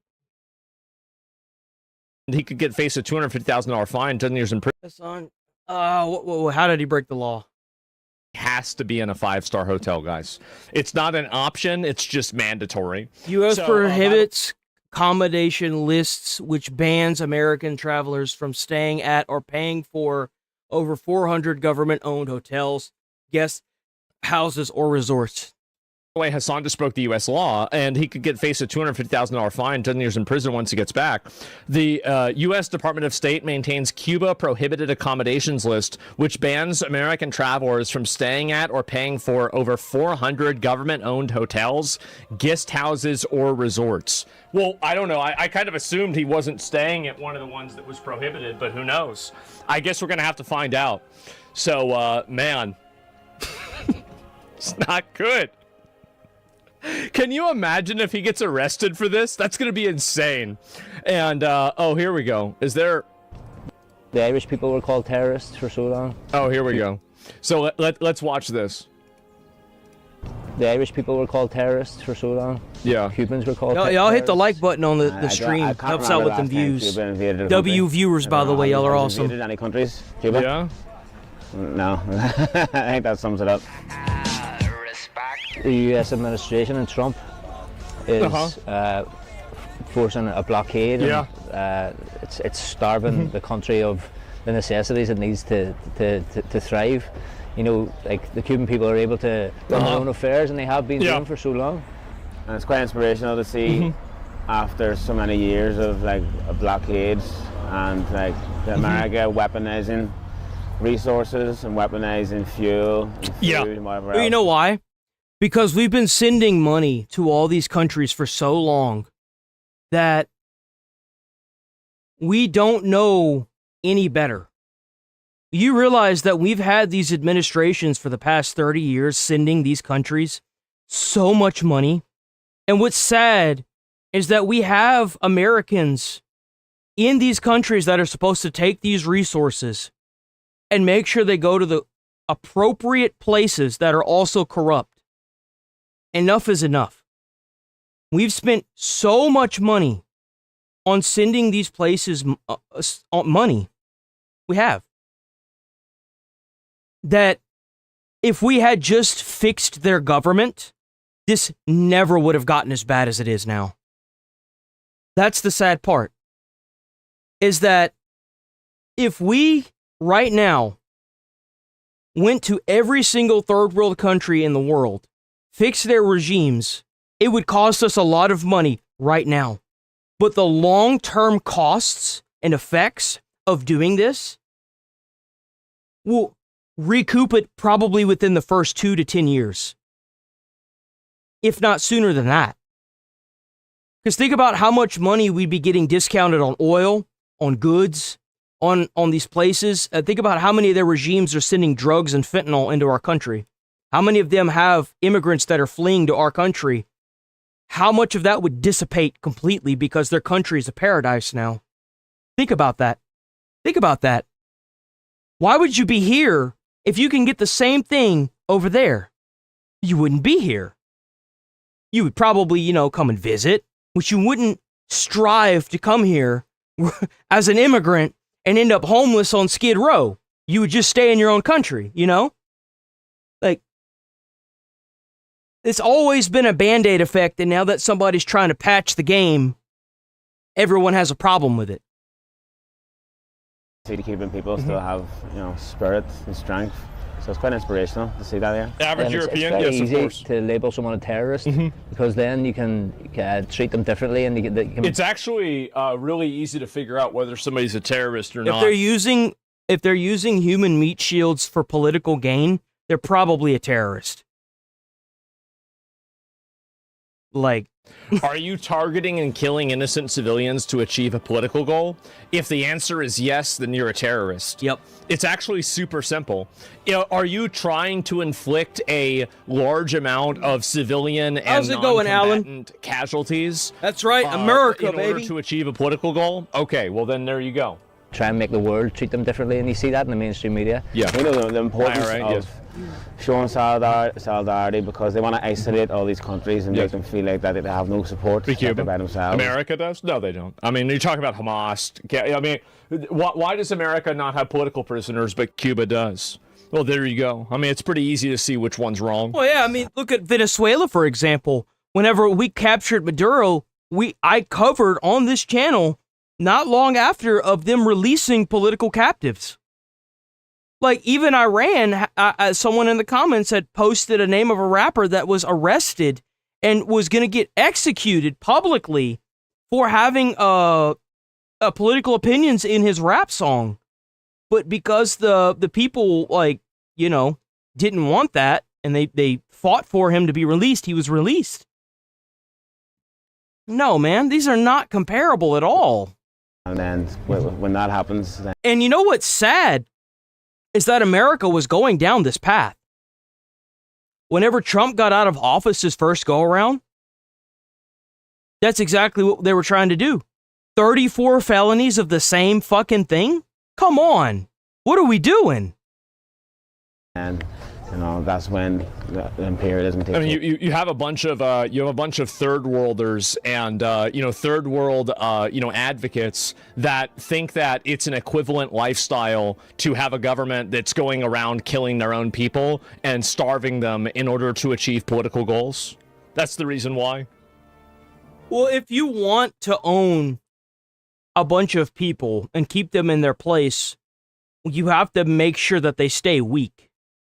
That you cull the really old by shutting off their fucking power or making sure there's enough outages that they die so you don't have to spend money on it. You make sure that they don't get enough food to get stronger. They stay weak. They stay deprived. They want more, but they're too scared to do anything because you're locking political opponents up or killing them. It's gotta be a perfect balance. But you lose that balance whenever you have Western media influencing your people. That's why these people, these Western haters, immediately go into people's comments, they go on their videos, their streams, and they try to shut it down as quickly as possible. I don't even doubt that they're not reporting stuff. They try to shut it down because it's going to fuck their way of life up in their third world country, because they most likely, if they have the ability to get on the internet and leave a comment on someone's page, they're already the 1% of their population in their third world country. They're already winning at life. They don't want that to be screwed up. So I think making people known and making people seen is very important. Cubans and IRS terrorists? Well, It's a bunch of rich people fighting for rich people. I think it's pretty obvious. It's very, very clear that most of the Cubans are probably just trying to survive, right? But, like, it's the government that are the problem. By your definition, terrorists and U.S. is terrorists to Cuba. Again, like, I understand you want to try this morality inversion, but that's not really going to work with me. Cuba is a communist country. They don't allow any sort of political opposition. They allow drugs to come into our country. They are a threat. That's how they've been getting away with what they've been doing for so long, is because they're not claiming they're a communist country. Well, like, not Cuba, for instance, but some of these other places. Is they give them the ability to vote, but then the political opponent disappears, and they say that it's not communism in fear of America getting involved. That's how they've been getting. That's what Iran was doing with most of its stuff. Not saying that they weren't communists, but the just trying to make it past the 4 years of the current American president fell apart with Trump. It did. It completely fell apart with Donald Trump, because he saw through the waiting time and was like, you're going to do this right now or we're going to bomb the shit out of you. And that's what happened. And they knew that. That's why they didn't come to the table, and that's why they kept pushing back until America pushed back. well. Whenever we fought Maduro and we were trying to capture Maduro, the people that were killed guarding Maduro were Cubans. This is the big problem, right? And so if you don't want us I didn't know that. I didn't know that the guards guarding Maduro were Cuban. I didn't know that. Something like that, then don't go and do things that put us in a bad position. And that's what they've done. All they would have to do is just give in to whatever President Trump's demands are. Exactly. But they don't want to do that. So now this is what happens. It's a systematic problem. Why do they think Cuba's that? This is what we're doing now. This is happening in America.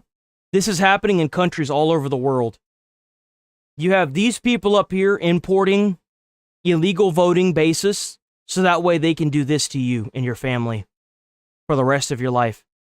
You don't want these people to import, like, for example, in Minneapolis, you don't want them to import a bunch of Somalians to be the majority of the voter base, because once they're the majority, you lose. It's over, boys.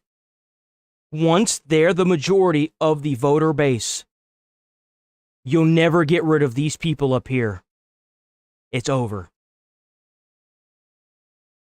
Yeah, we're in the same boat, guys. If you have successful business, you should give it to the government. I don't know what they do like that over in Cuba. I have no idea.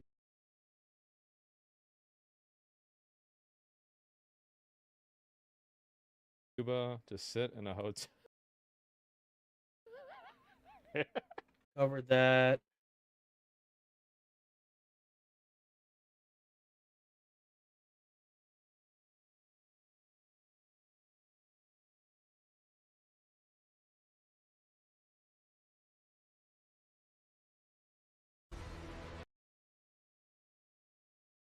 All right, boys. You know we're about to have some fun. Let's see how many people we can rage bait into comments. Let's have some fun, boys. Let's get them. Let's get them. Moments ago, President Trump confirming progress in talks with Iran, adding, quote, "I've instructed the Department of War to postpone any and all military strikes against Iranian power plants and energy infrastructure for a 5-day period." Meanwhile, growing... Ooh, we got somebody that's willing to come to the table. Look at that. Concerns. Big surprise if you blow enough of these people up. Someone eventually doesn't want to die. Damn.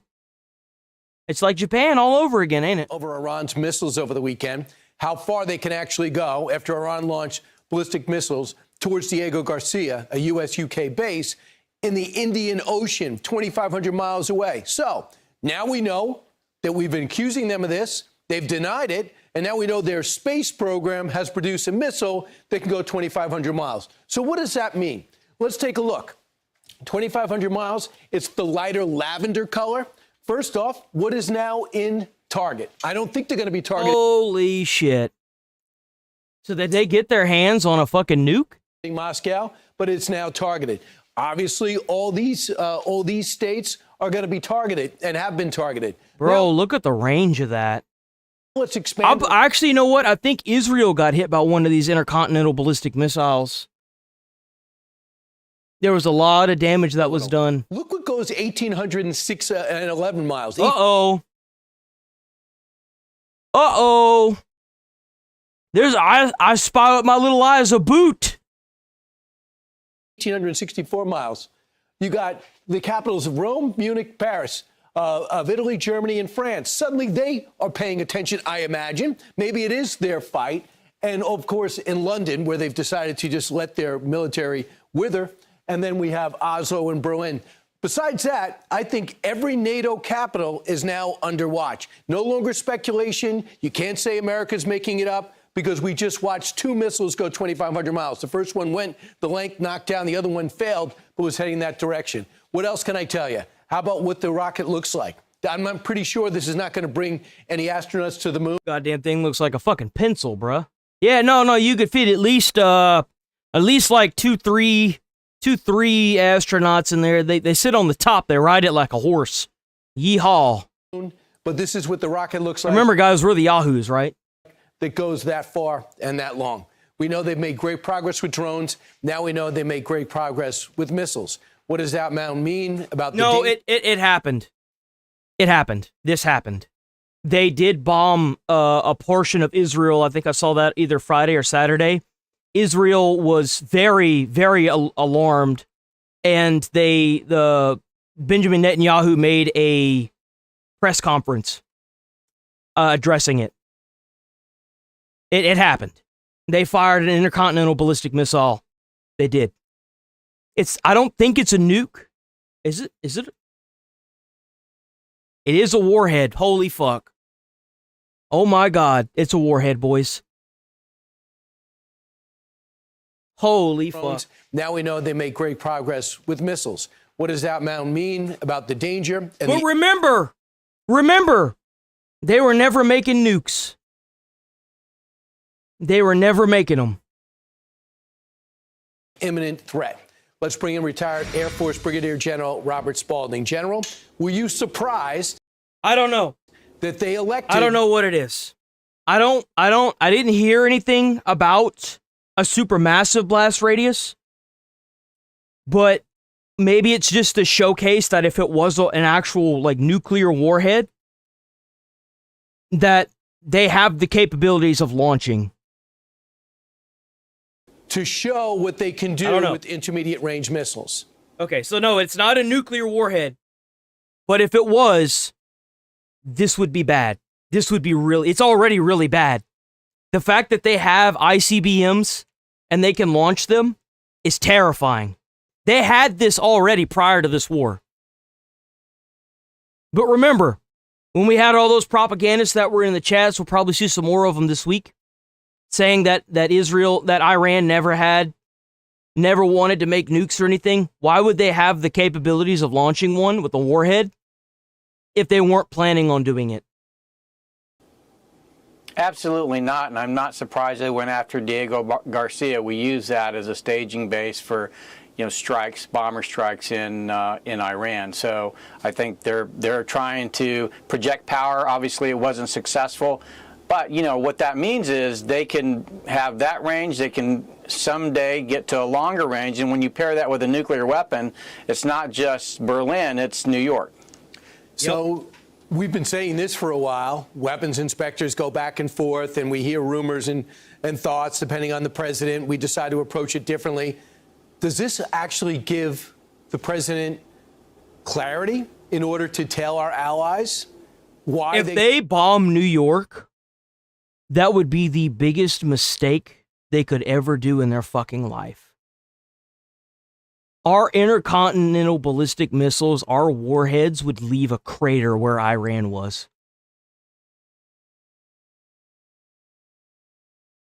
That's not even that's an understatement. If Iran got its hands on dirty bombs and was able to attach that to those intercontinental ballistic missiles and hit a part of America, it would be bad for Iran. And I don't even mean that for the government. There is a chance that America would bomb the Iranian people just to get their asses in gear. And that's the sad part, and that's why we got to stop this before it gets to that point. There, like I said before, there is a chance that if America leaves, that Israel is going to nuke them. I wouldn't doubt if that percent, I said there's a 50-50 shot. I guarantee you if America leaves the Iran war, there's almost an 85% chance Israel is just going to nuke them. And what sucks is all those Iranian people that don't want this. They want their regime to fall, but they don't want this. Obviously. You need to be involved in this on some level? Why it involves them? Well, and you can imagine why they're not doing anything. They're worried that those missiles are going to go raining down on their capitals, and they should be worried. Quite frankly, the biggest thing that I fear is that we'll cut this off before we can actually end it. And I think that's the challenge we face. Are we going to allow Iran to continue to develop nuclear weapons and continue to be? Israel's not going to let them. If America is holding Israel back, to be quite frank. Like I said, if we have to leave Iran in 60 days, Israel will most likely be using the nuclear option. If Israel has to fight America to make sure that this regime falls, they will do it. I wouldn't like to see that, but I guarantee you, if Israel had to fight America to nuke Iran, they would do it in a heartbeat. This section of the Middle East has been a fucking thorn in everybody's side for well over 47 years. Actually, no, probably about like 50. Probably about like 50 years. And now that it's weak, if you think for 1 second that America and Israel should let this bitch grow back up, nah, dude. Because they already have the propulsion systems for nukes. All they need to do is get that uranium. The biggest state sponsor of terror and grow their missile capability. So if you allow them to cut up the Strait of Hormuz and then say, okay, sign this document, it's over, they know at any moment. Iran is the terrorists the Iran regime, the IRGC, are the terrorists of the Middle East. Every piece of weaponry that a terrorist uses and gets its hands on comes from the Iranian IRGC regime. We saw what happened whenever we bombed these people. They struck a bunch of neutral countries in their cities. They launched missiles at their cities. Not military bases, at cities. The whole reason why we have to sit here and limp dick around with Russia and the Ukraine war is because they have nukes. Do you want this country to have nukes? Fuck no. Fuck no. They can use that choke point to choke us out again. Absolutely. And I think if you look at that geographic area, the strait is really kind of reminiscent of the Battle of Vicksburg. You know, the South was blocking shipping going down the Mississippi River. And in this case, that's what the Iranians are doing. So we're going to have to set up something like Southern Watch, but also with an emphasis on drones to protect that area in order to keep shipping flowing while this goes on. So where would you be targeting? Can we have 7,000 targeted? We have a lot of. Well, they definitely don't have nukes. Oh, you mean I wouldn't call that. No. Russia has nukes. Russia has footage of the biggest bomb ever dropped in the world. No, they have nukes. They have them. Success, AI, and precision. What would you do? What would you be focusing on, General? I would be focused on the areas where are the shipping choke points, which is the Strait of Hormuz. And if you route the shipping in a way that you minimize the threat, perhaps we can get the ships flowing again. What do you mean by that?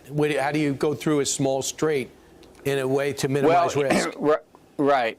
Yeah, so, I mean, obviously they're using small drones. Those have a range to them. So if we look at what are the range of the possible weapons they could use and look at where the choke point is, which is primarily around the Strait of Hormuz, then we can probably create a safe zone that we can get shipping through. And I think they're going to have to be escorted. We're going to have to. I think that there is a double-digit chance that we will see another nuke launched on a civilization within my lifetime. I'm 31. Between Russia and Ukraine, currently Ukraine is pushing back Russia. I could see Russia launching a nuke to demoralize Ukraine. I can see Israel launching a nuke at Iran to completely crush every opposition that Iran has. I could see that. I could.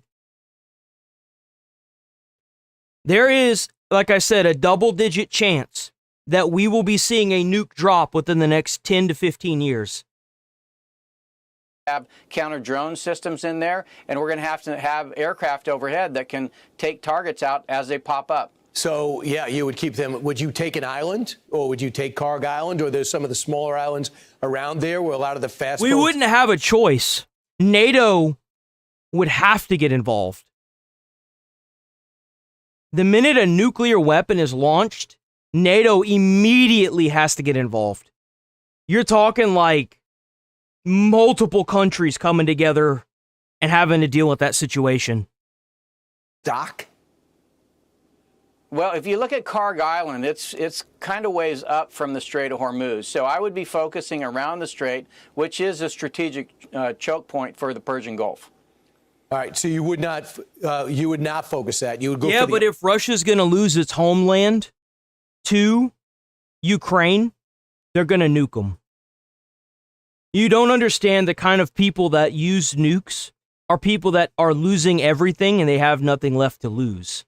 And if you're a man in power, for the most part, who has supreme power over that country, you could launch a nuke on a whim. Just imagine if Hitler had a nuke. You think for 1 second he wouldn't have launched that nuke and then done himself in the way he did? He would have. He absolutely would have. The people that hold these nukes, they understand the kind of power and destruction it can cause. That's why they would do it before something happened to them. Other islands. Yeah, right. There's a big island right there next to the strait and some smaller islands. But really, I think what we're looking at is escorts that have counter-drone capability and then also aircraft overhead, reminiscent of Southern Watch, that is there to take out targets as they pop up. Right, General, how long have you thought about the threat of Iran? And in a way, is this an opportunity for you to see America take down maybe one of its top enemies? Brian, what's funny is I was on the other side of the screen in 1979 watching the hostage. The issue isn't that Russia is willing to nuke somebody because they're trying to take land. The issue is that Ukraine is pushing Russia back. Russia is losing ground to Ukraine right now. And with how many of their people have been killed, do you think for 1 second the Ukrainian people aren't going to try to take Russia? Think about it. Think about how long the Ukraine-Russia war has been going on. Think about how many people have been killed. And now that they're pushing back, you think for a second they're going to stop? Hell no. They're not going to stop. Why would they? Crisis. This has been... That's what would push Vladimir to use a nuke. Right there. Stuck in my craw since then. I think, Iran has been horrible for the world. It's certainly been horrible for America, and it's a problem that we need to finish. Finish the job. That's what I get. General, thanks so much. Appreciate it. I'm Steve Doocy. I'm Brian Kilmeade. And I'm Ainsley Earhart. And click here You got to change that name. You got to change that name, bro. You have to change that name. President. Hey, hello. Let me get out of the sun here. Good morning, Mr. President. Ron, you said today that... Let me just move over. Can we move over? Let's get out of it. Let's go back.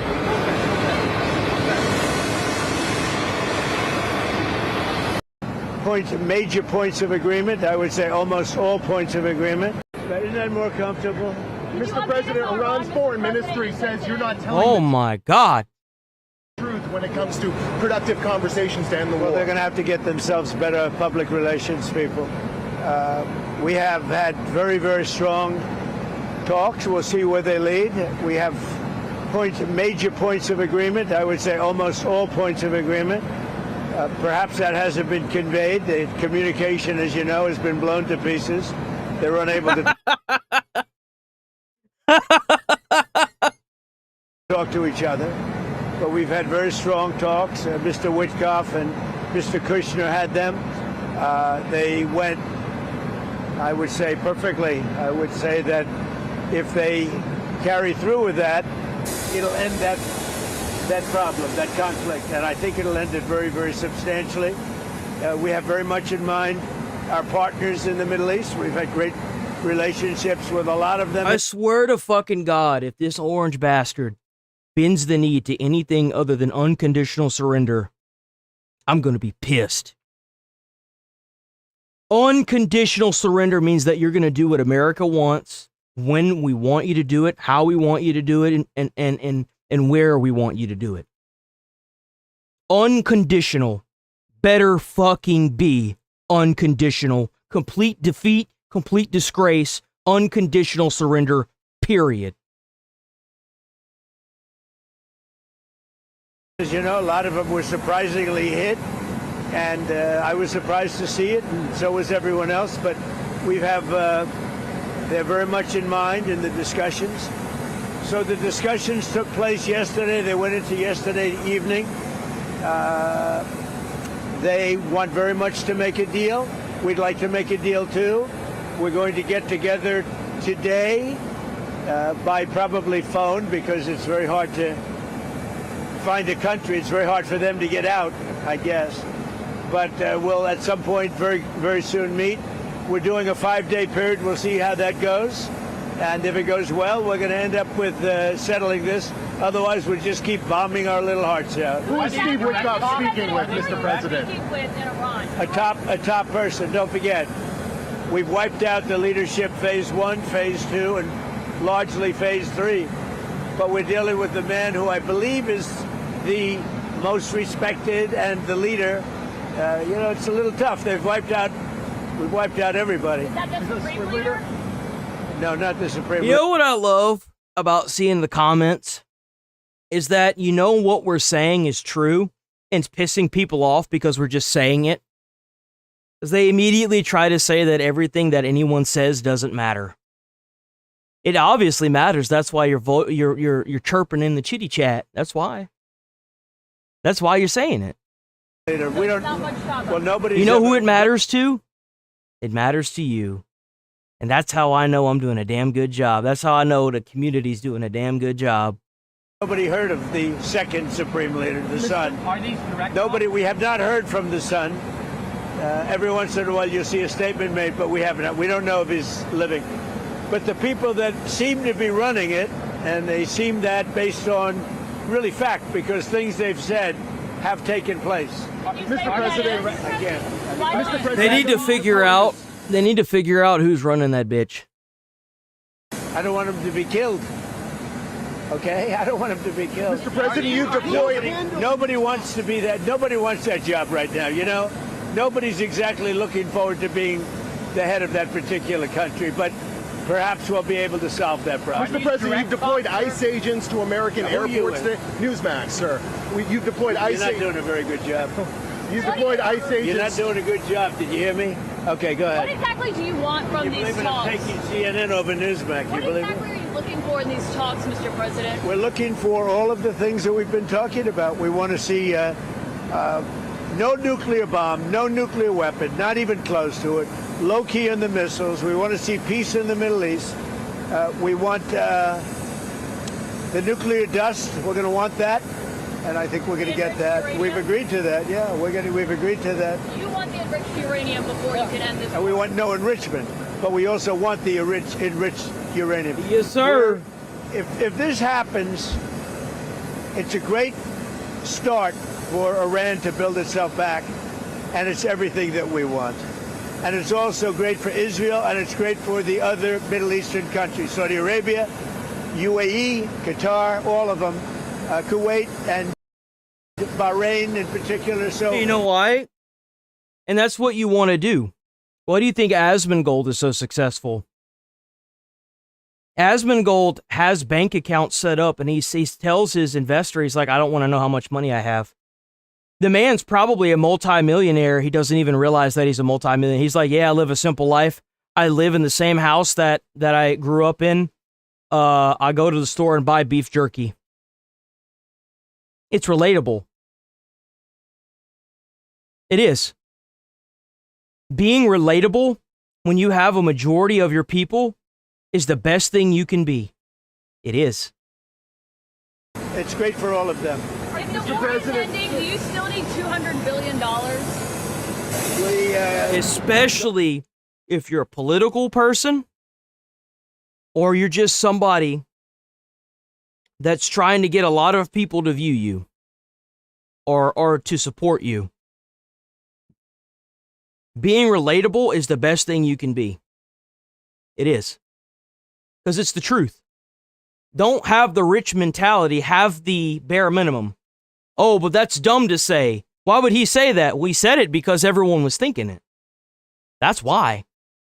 He's tired of having these middle-aged Karens telling him what you should and shouldn't say online. Say whatever the fuck you want. As long as you don't violate the terms of service, say whatever you want. This age of being told what to do by these people that just want to censor you has evolved into give them an inch, they take a mile. Well, they started just censoring what little words that you would say, like the R word. I'm not going to say it because of YouTube's terms and services. I want to say it, but I'm not going to. To trying to censor your political opinions with acts of violence. You cannot let these people have even a fucking inch. And you have to discredit, disfranchise, and like completely crush their moralization. You have to demoralize these people beyond all recognition. You have to. It's always nice to have. It's a very inflamed world, and the Democrats inflame it. You know, largely the Democrats inflame it. Let me just talk about the others. So ICE has done very well. I've requested. Now, you know, I'm a big believer that they should be able to wear masks when they go and hunt down, you know, murderous criminals and others. But for purposes of the airport, so we got news. We got all this good stuff. But remember, boys, it's all fake. So it's all fake. Remember that. Quote, I am pleased to report that the U.S. and Iran have had over the last 2 days very good and productive conversations regarding a complete and total resolution of our hostilities in the Middle East. Whoa. Chief Foreign Correspondent Trey Yingst is live in Tel Aviv with the latest. Trey, does that catch you by surprise? Absolutely. This is a major development. President Trump taking to Truth Social, not only to say there are very good and productive conversations taking place between the United States and Iran, but he goes on to say he's ordered the Department of War to postpone for at least 5 days strikes against Iran's energy and power infrastructure. This comes after the president issued that ultimatum over the weekend about opening the Strait of Hormuz. We don't have any additional information at this point into the president's thinking about this, but this is a president who has applied immense pressure on the Iranian regime through... I wonder if he's not coming to the table to see who the leader is that's running the show. Thousands of airstrikes over the past 3 weeks, and this, again, is a president who in the Look at that, a cluster bomb. That's a war crime. Indicated he prefers a diplomatic option when one is available. The images you see here are Iranian ballistic missiles. Oh, wait, no, they're not. They're getting blown. Those are the ballistic missiles. Okay. A diplomatic option when one is available. The images you see here are Iranian ballistic missiles soaring through the skies of Israel over the weekend. There were dozens of attacks that took place. The Israelis striking back against Iran's storage facilities for these missiles, going after many of not only the production lines, but where they keep these missiles and launchers. We understand they've been quite successful in those strikes, although the Iranians are still able to get off much of the incoming missile fire here to Israel. In the city of Arad over the weekend, we visited there yesterday, more than 100 people. Damn, bro. Were wounded in a single Iranian ballistic missile attack. But while the focus was there in the south of Israel, regional focus also on the Strait of Hormuz. Yeah, that's the one I was talking about earlier that hit Israel. But while the focus was one of them got through. South of Israel, regional focus also on the Strait of Hormuz, where President Trump referenced over the weekend the possibility of conducting additional strikes that appear now to be off the table, at least for 5 days. I asked Israel's Prime Minister... Man, why would you even give them the chance to have 5 days to recover? Benjamin Netanyahu about that post. President Trump said that if in 48 hours the Iranians don't open the Strait of Hormuz, that there will be strikes against the power grids in Iran. Will you participate? Oh, that's why. Okay. We're at a turning point now. Okay. This is bad. This is really fucking bad. If they don't open that power grid up, I mean the Strait of Hormuz, oh dude, now it's gonna start affecting the actual like the citizens of Iran. Ooh, this is about to get bad, boys. This is about to get bad real quick. In those strikes, and what do you think should happen next in this campaign? I think President Trump knows exactly what he's doing. And whatever we do together, and as far as possible, in confidence. So again, the president... Well, stop blowing fucking gas facilities up, motherfucker. Stop blowing gas facilities up, bro. Stop doing that. Just breaking some news this morning saying that there will be a 5-day delay to any strikes on Iran's power and energy infrastructure. The Israelis not just looking to the east, but also north to the Iran. How is it a 5-day delay if they're giving them 48 hours to open up the Strait of Hormuz? I'm getting some conflicting information here. I'm getting kind of pissed off, too. Militant group Hezbollah. You can see some of the exchanges of fire there in southern Israel, as a top spokesperson for the Israeli military said this about the length of the campaign. The citizens of Israel, more weeks of fighting against Iran and Hezbollah are expected for us. With each passing day, we are weakening the terror regime more and more. We will not allow the terror regime and its proxies to constitute a threat against Israeli citizens and against the existence of the State of Israel. Again, though, the headline today, President Trump saying in a post on Truth Social just minutes ago that the United States and Iran have had very good and productive conversations over the past 2 days. And again, President Trump is ordering the Secretary of War, Pete Hegseth, to delay any strikes against Iran's power or energy infrastructure for at least 5 days. Guys? So we're still waiting, Trey, on any response from the Iranians, because the foreign minister yesterday said, I'm not interested in talking to the U.S. He usually is the spokesperson that does the American shows. Yeah, absolutely. And look, but that's not what Trump said.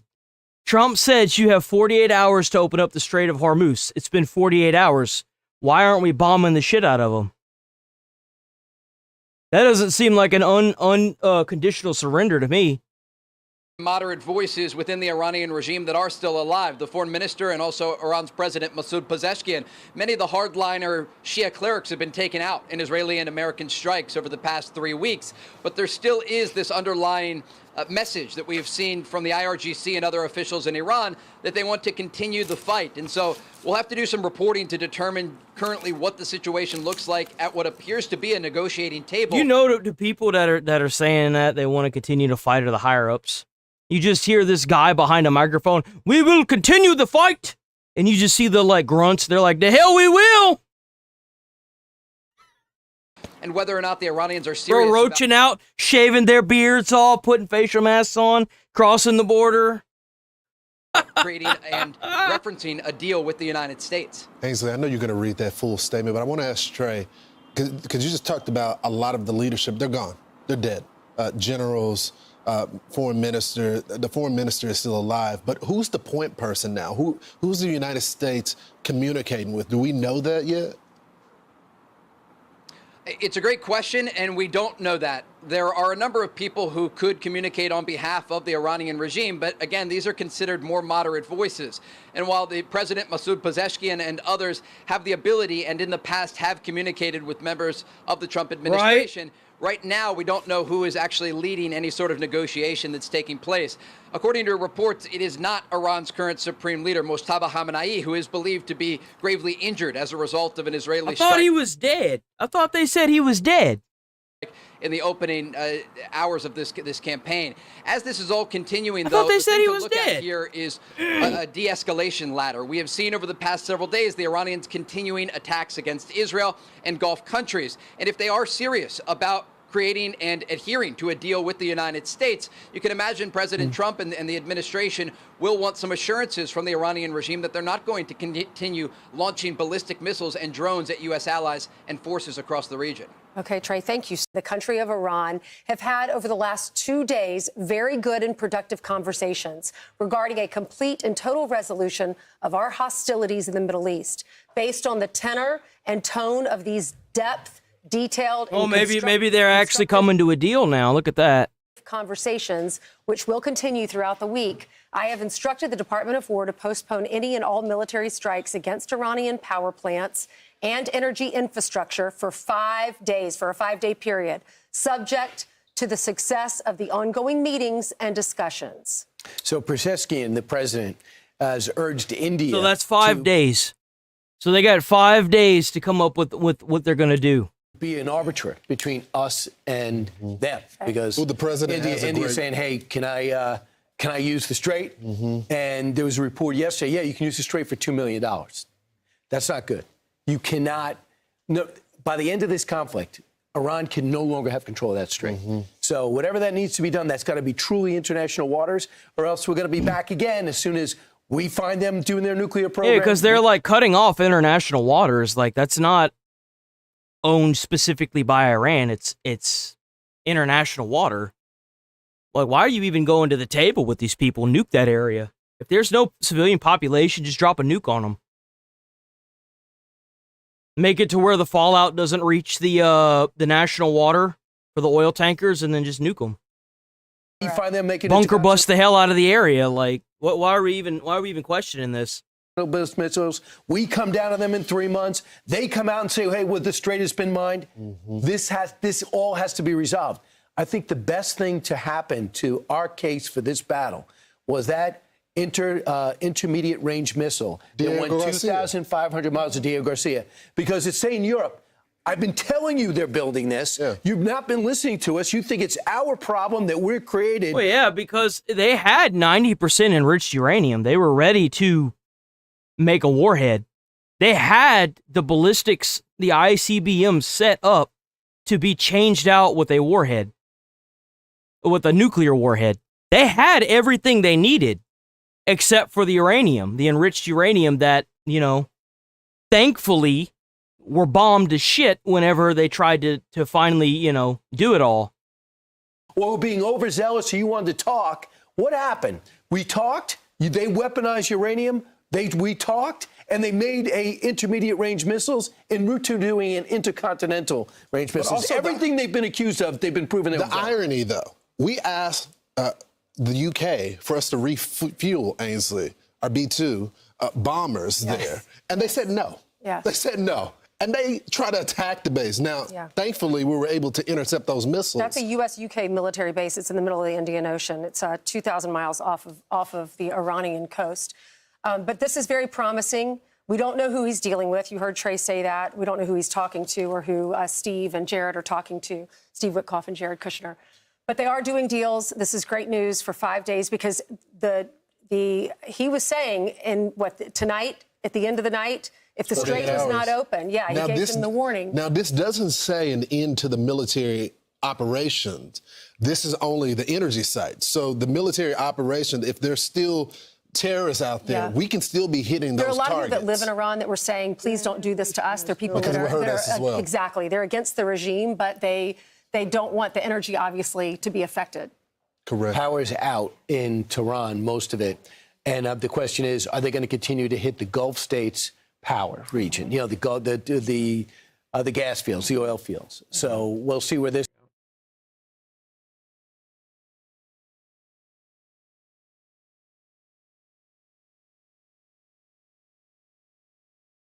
You talking about pack animals? You do know that you do know that wolves eat each other, right? Same thing with lions and tigers.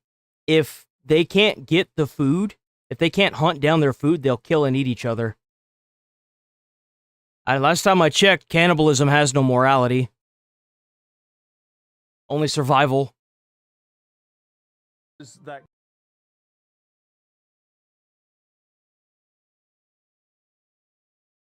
Saw that.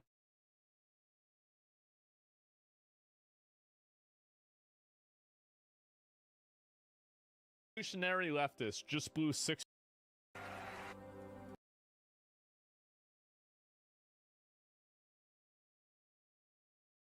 Everything goes wrong. For the no, I didn't want to do that. Hands over a brutal 25 years. That's a good start. Hayden Fontanet, Mr. Rojas, at the sentencing. Good morning. Are you Hayden Fontanet? And this is 25 DCCR 1759. Mr. Fontanet was previously in court, entered a plea of guilty to the first-degree felony offense of aggravated robbery. Oh, it was an unagreed aggravated robbery. Oof. That sounds like a bad thing. Oof. plea. I've received the life in prison. Anything less than life in prison, that ain't a good sentence. I'm 31 years old. I haven't done a damn thing wrong. In my entire life, never been arrested, not once. Not once. report. Have you both had an opportunity to review that report? Bro even pled guilty. Are there any additions or corrections? He said he did it. Life in prison. No question, no nothing. Life in prison. From the defense, not from the state, Judge. And Mr. Coleman, you said you have a witness or some evidence? Yeah. Actually, Judge, Mr. Rojas has graciously stipulated to the admission of the surveillance video from the convenience store in question. So Okay. I need to call my custodian record. With the court's permission, first of all, I'm offering states one. No, Judge. Make that states 2 because this one was the plea admonishment. So they have a security cam. Oh, no, then lock him up even harder. Yeah. He already said he did it. It's not even a question. Yeah, exactly. Everybody knows He said he did it. Documentation, please. I'm offering states 2. Life in prison. States 2 is admitted. Permission to publish, sir. Yes, sir. Judge, I think that's He all admitted he did it. They got security cameras stating that he did it. Put this bitch in jail forever. Yeah, go rehabilitate somebody like this. He said he did it. You know why he said he did it? Because he thought that this judge was probably going to be a pushover. Wish to publish unless the court wants to see the entirety of the video. But I think that's enough. Any other evidence or witnesses? So just brief argument if I may. Any other evidence or witnesses for Mr. Rojas? No, Your Honor, just Mr. Rojas, you may make argument first. Thank Go you, ahead. Judge. And obviously, after seeing that video, it makes what we're asking for harder to do. What we're here asking for this morning, Judge, is probation. Mr. Fontes, he is a young offender. I know the court is tired of hearing the same story over and over in young guys. He didn't know that he wasn't supposed to rob a store with a gun. He didn't know that. The guns in here. Oh, it's Alice. Yeah. He's got a limited Morning. This is his first felony. He's never been on any It's his first felony. You know what that means? That means it's not his first crime. Felony supervision or felony probation. Unfortunately, he's just fallen into the same situation that we see so many other youthful offenders fall into. He's got no direction in life. He's very little support at home. His mom didn't treat him right, so he had to go rob a 7-Eleven. That makes sense. Way out of the situation that he's in, so he goes, he decides to rob some money, rob a store and get some money. Did the wrong thing. He did. And if his story in the PSI is to be believable for what I believe is the right reason, he's trying to help his mom out at home, trying to pay some bills, keep the lights on. Certainly, there are better ways. So he tried to rob a store to help get his mom money. Damn. Without doing that. Why didn't you just get a job? And I hope that the time in jail has taught Mr. Fontenot that. Wait, why wouldn't he just get a job? Yeah, you could have, you know, if you know no one will hire you, then you can just, you know, walk around and look at any of the lawnmower companies, try to scrape together some dough for a lawnmower, go mow some lawns. You can make that shit work, bro. The minute that you pick up a gun or you pick up a weapon or you try to intimidate somebody to rob them is the minute that you just go to jail forever. Like, you know, we've got options here, Judge. We can send him to prison or we can put him on probation. Certainly, he's on the road if this conduct continues. He's on the road with prison. I don't know. Yeah, he is on the road. Everybody knows that. Like, everybody, you really think that this clown, he's 23 years old, he's already been in jail before? Like, he's... That's it. Like, you know, it's over, bro. Like, you know. Exactly. That's the thing. Like, why are we catering to this? He's already even been in jail, man. Put this bitch in jail. Put him in jail. He's not going to get rehabilitated. Just put him in jail. He's going to use whatever he can to make whatever moral BS excuse he can to not go to jail. Just put his ass in jail. There is no reason for this. It's over. Just a human. Yeah, it's a human battery. Exactly. The day is the best time to make that exit for him. You know, he's got a long life to live. We can send him to prison. He can be there. Yeah, send him to prison. Take some of them years away. Maybe he'll learn something. Come back out. I don't know that he's going to get the help that he really needs in prison. The help that he needs? What's the point of sending people to prison so what you're telling me is that for the most part, prisons are a form of rehabilitation. So if we send somebody to prison and they're not getting rehabilitated there, so what you're telling me is they need to stay there. That's what I'm hearing. That's the mentality I'm hearing. Whenever I hear somebody say, well, he's not going to get the help he needs, so he needs to stay there. This needs to be an indefinite thing. Is that it? Okay. We can arrange that. See, this is the inversion of values that has destroyed the country. See, I don't give a fuck what happens to this animal. You throw him in a box, throw away the key. Fuck him. Everybody knows you're not supposed to rob a store with a gun. Thank you. Based. Oh, but he might not get rehabilitated in jail. Okay, well then don't let him out. Keep him there. Leave him in jail. Throw away the key. Make some work camps. Make the prisoners build more prisons. What are we doing? Damn, duh. Of course. So, like, if you do that, you don't know how to act. You don't know what the hell's going on. So, it's about figuring out, like, this person needing help. If you had the options to get help and you chose to rob a store, you don't deserve help. You need to go in a box. What would your dad have called this kid? My dad was not racist. That's what you're trying to say? He just was not racist. Like, I don't know what you want me, like, he just wasn't. We need more people in prison. We do. I don't care. Oh, we got a lot of people in prison. Yeah, it's probably because they deserve to be there. Put more of them there. What, that's kind of racist, I'm not gonna lie. Why? Because you can't lock more people up, or not racist, but it's, I don't know if there is a term for it, actually. So you're not gonna lock up the new people because the old people are there forever? That doesn't sound like it. That sounds like bullshit to me. You run out of prison space, well, make a new prison. There's plenty of islands out in the middle of the ocean. Go pick one. Make a prison on it, bitch. Like he would have called him a retard. He'd say probably put him in jail or shoot somebody like this, definitely. But he wouldn't, like, he's not racist. There are programs available on probation that if he's serious about turning his life around, like he says in the PSI, he's those serious. Programs can help him. And if he does take advantage of those, it in turn would make the community a little bit safer. That's a damn good idea. Yo, we need to turn Epstein Island into a fucking prison. Bro. There's a big one list guy going Why would around. it make the community safer for this person to be out? And, like, what? How could you possibly make the argument that the community would be safer if this person was not in jail? Like, that's just insane to me. It really is. Just imagine if he had pulled that gun out to rob that place and the safety wasn't on and it was a known gun with a recall and it went off and shot and killed a parent, like a father that had to support his family with that job.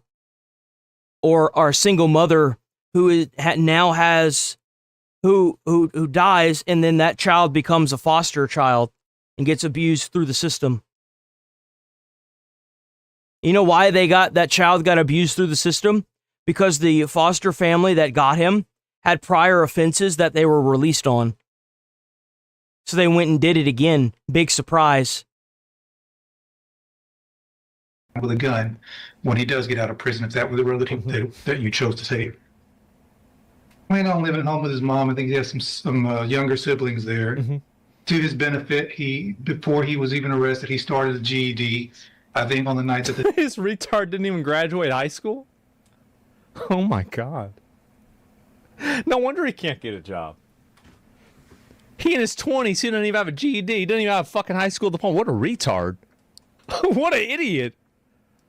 This happened. You want to sit here and say that? Oh, but this man's life. Well, this man's already started making bad decisions from day one. Ain't nobody in this world gonna keep you from getting a GED in high school. I mean, not a GED, high school diploma. You know who stops you from getting a high school diploma? Somebody that acts out and gets kicked out of school. That's who. And now you out there making even more bad decisions by waving a gun around to rob a place. And you get caught and you plead guilty because you know, and you think in the back of your head, nothing's going to come of it. Had just finished a GED class and made a dumb decision to go hang out with these guys that he should not have been hanging out with. Yeah. Where they at? They need to go to jail too. Did this robbery. Again, Judge, you've got two options. You can send him to prison, or you can try to get him some help on probation, and hopefully he will take advantage of that. And certainly if he doesn't, we're going to know. And if he doesn't, then what? Then somebody else might get killed. Somebody else's store might get robbed. Somebody might get injured. Somebody might have their life changed or ruined because of that. But that's okay, because you were trying to do the right thing. Yep. Be quick. Hopefully, yeah. And you'll have another chance to send him to prison probably for a longer time. All right, thank you. What is the status? Yes, thank you. That's it. Yo, she don't give a shit, bro. Are there co-defendants? Have they been charged? They have been charged, Judge, and I have both of their cases, Judge. And they have not been Yo, sentenced W. yet or anything like that. Okay. All right, go ahead, Mr. Coleman. Yeah, I'll be brief. Whether it's the Pine Club Apartments or Rogers Park or a Speedy Mart, you've seen this, and we've seen this in this community all too often. I'm preaching to the choir, Judge. Prayer vigils and advisory committees, all of that stuff's fine, but you, Judge, are where the rubber meets the road. You are that person that can protect the Yeah. That's what judges are supposed to be. They're supposed to be people that protect the community. Correct. From somebody. Everything falls on a judge's head. When you get a bunch of woke ideology or these weird ideological bullshit motherfuckers that decide to release these people with these goddamn these CVS receipt long backgrounds of committing heinous shit crimes back into the population, they need to go to jail too. They need to share in that sentence. This defendant, you are that person that can either let him walk out of this courtroom on probation with a piece of paper with conditions and promises that he won't resort to this kind of violence that you saw on that video. But he did. But he did. That's the thing. He did. You can ensure that the community is safe by putting him behind steel bars, concrete wall, and razor. Patriot. Dude, bro is fucking slaying right now. Holy shit. That's right. Do it for the community. Oh, there it is. Wire fence. I'm just asking. I'm Here not we go. Of begging, but on behalf of this community, I'm begging that you sentence this defendant to prison. The message that needs to be sent to this defendant and his circle of friends and anybody who would want to be like this defendant is You see his demeanor changing? that if you pick up a gun with the intent to commit violence, you're going to pick up a 15, 20, 25-year prison sentence, Judge. Please give him the max. Give him the max of 25 years without parole. He just lets them know. Oh my God. This man gets it. He gets it. Yes, this guy actually gets it. Because he's one of the people that can put together the two seemingly people can't put these together related realities, where reality number one is that can't even claim that it's racist either. That's a black dude right there saying this about this young man. That's a black dude. Can't even use racism. This puts everybody else in danger. That's the main thing. And number two, what are you thinking about him for? And I'm just asking that you do this on behalf of people who live at the Pine Club Apartments who just want to live in peace. People who want to live take in a walk. peace. Exactly. People want to live in peace. You can't have an animal like this and live in peace. Rogers Park and not be robbed, and somebody that wants to stop at a speed. Can you imagine like if your upstairs neighbor was a buffalo? Think about that. And pick up some snacks without coming. Screen. I cannot imagine the fear that person had that was working in that store. That he now has just trying to go to work, make a living, and go home. And he has 3 people come in and not just grab a little quick something and run out, but terrorize him. That's right. For quite some time. Wait, so they fucked around in there? They weren't even trying to get... Oh, man, then you definitely got to keep them in there. Like, I'm around there and causing problems. Watch the video? Where's the video? Where can I... Offenders, Abraham. Terrorizing crime at a Nederland convenience store last year was captured on video. Prosecutor Tommy Coleman showing the video capturing the moment the teens ran into the store. Damn, bro, he going in there with the AK. Showing the video capturing the moment. Holy shit. Oh my God. Ran into the store and raised their firearms at the clerk. The Jefferson County District Attorney's Office is sending a clear message to violent offenders. They should prepare for tough prosecution and longer sentences. Holy shit, man. That's an AR. 3 of them all pointing a gun at this one guy.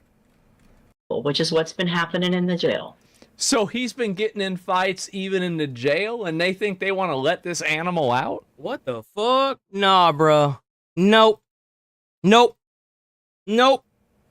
Keep the animal in the cage. So he's crashing out even when he's in jail. He in jail starting fights. He obviously hasn't learned shit. So it makes it very difficult for me to go, oh, this is somebody that's wants going to to get out improve and their life. behave, who can follow the rules, because you can't even follow the rules in the jail. jail. Exactly, yeah. And True. the pre-sentence report shows that you're a high risk level, which tells me Yeah. that after they've looked at everything, that you don't have, unfortunately, a good likelihood of being successful if I were to put you on probation. And So Mr. true. Coleman's right. We're tired of it. I'm tired of it. And there's got to be something done. So in cause number 25, DCCR 1759, I'm going to find that you entered your plea of guilty freely and voluntarily. I'm going to find sufficient evidence to find you guilty. And at this time, I'm going to find you guilty of aggravated robbery. I'm going to sentence you to a term of 25 years in the institutional division. Woo! Let's go! Damn, 25 Get years. Oh my God. You saw him getting up, crashing out? No. Yeah, you see him over there? Years in the institutional division. No.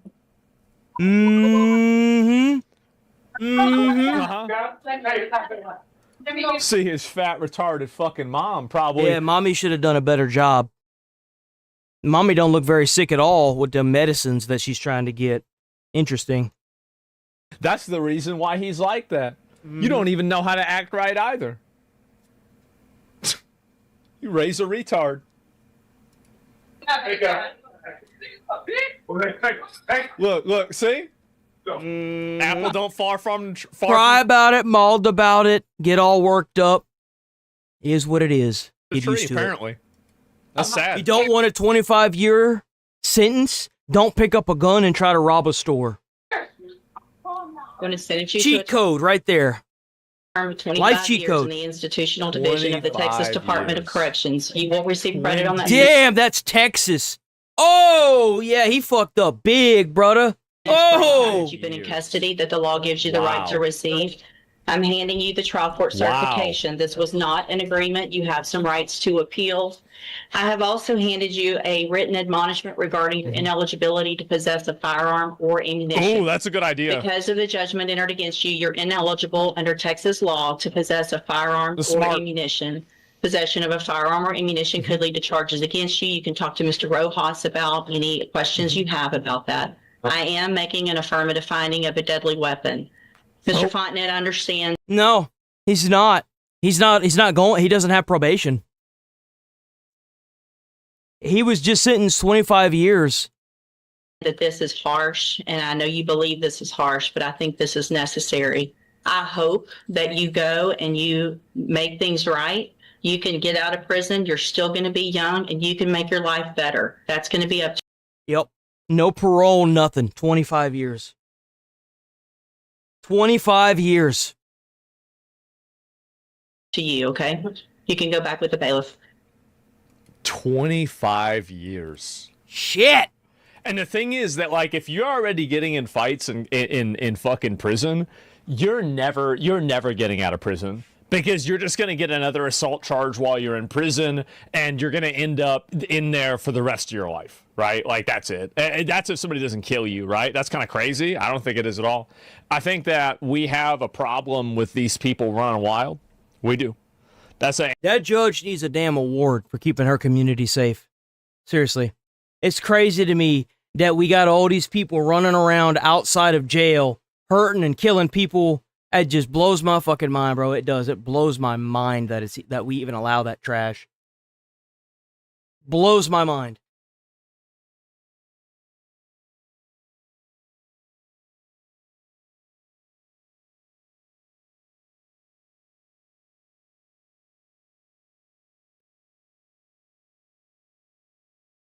Y'all know what time it is.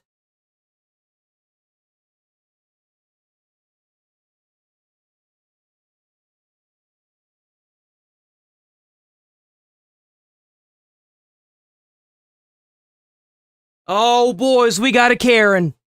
We got us a Karen. Holster your weapon. I'm a federal agent. I'm a federal agent with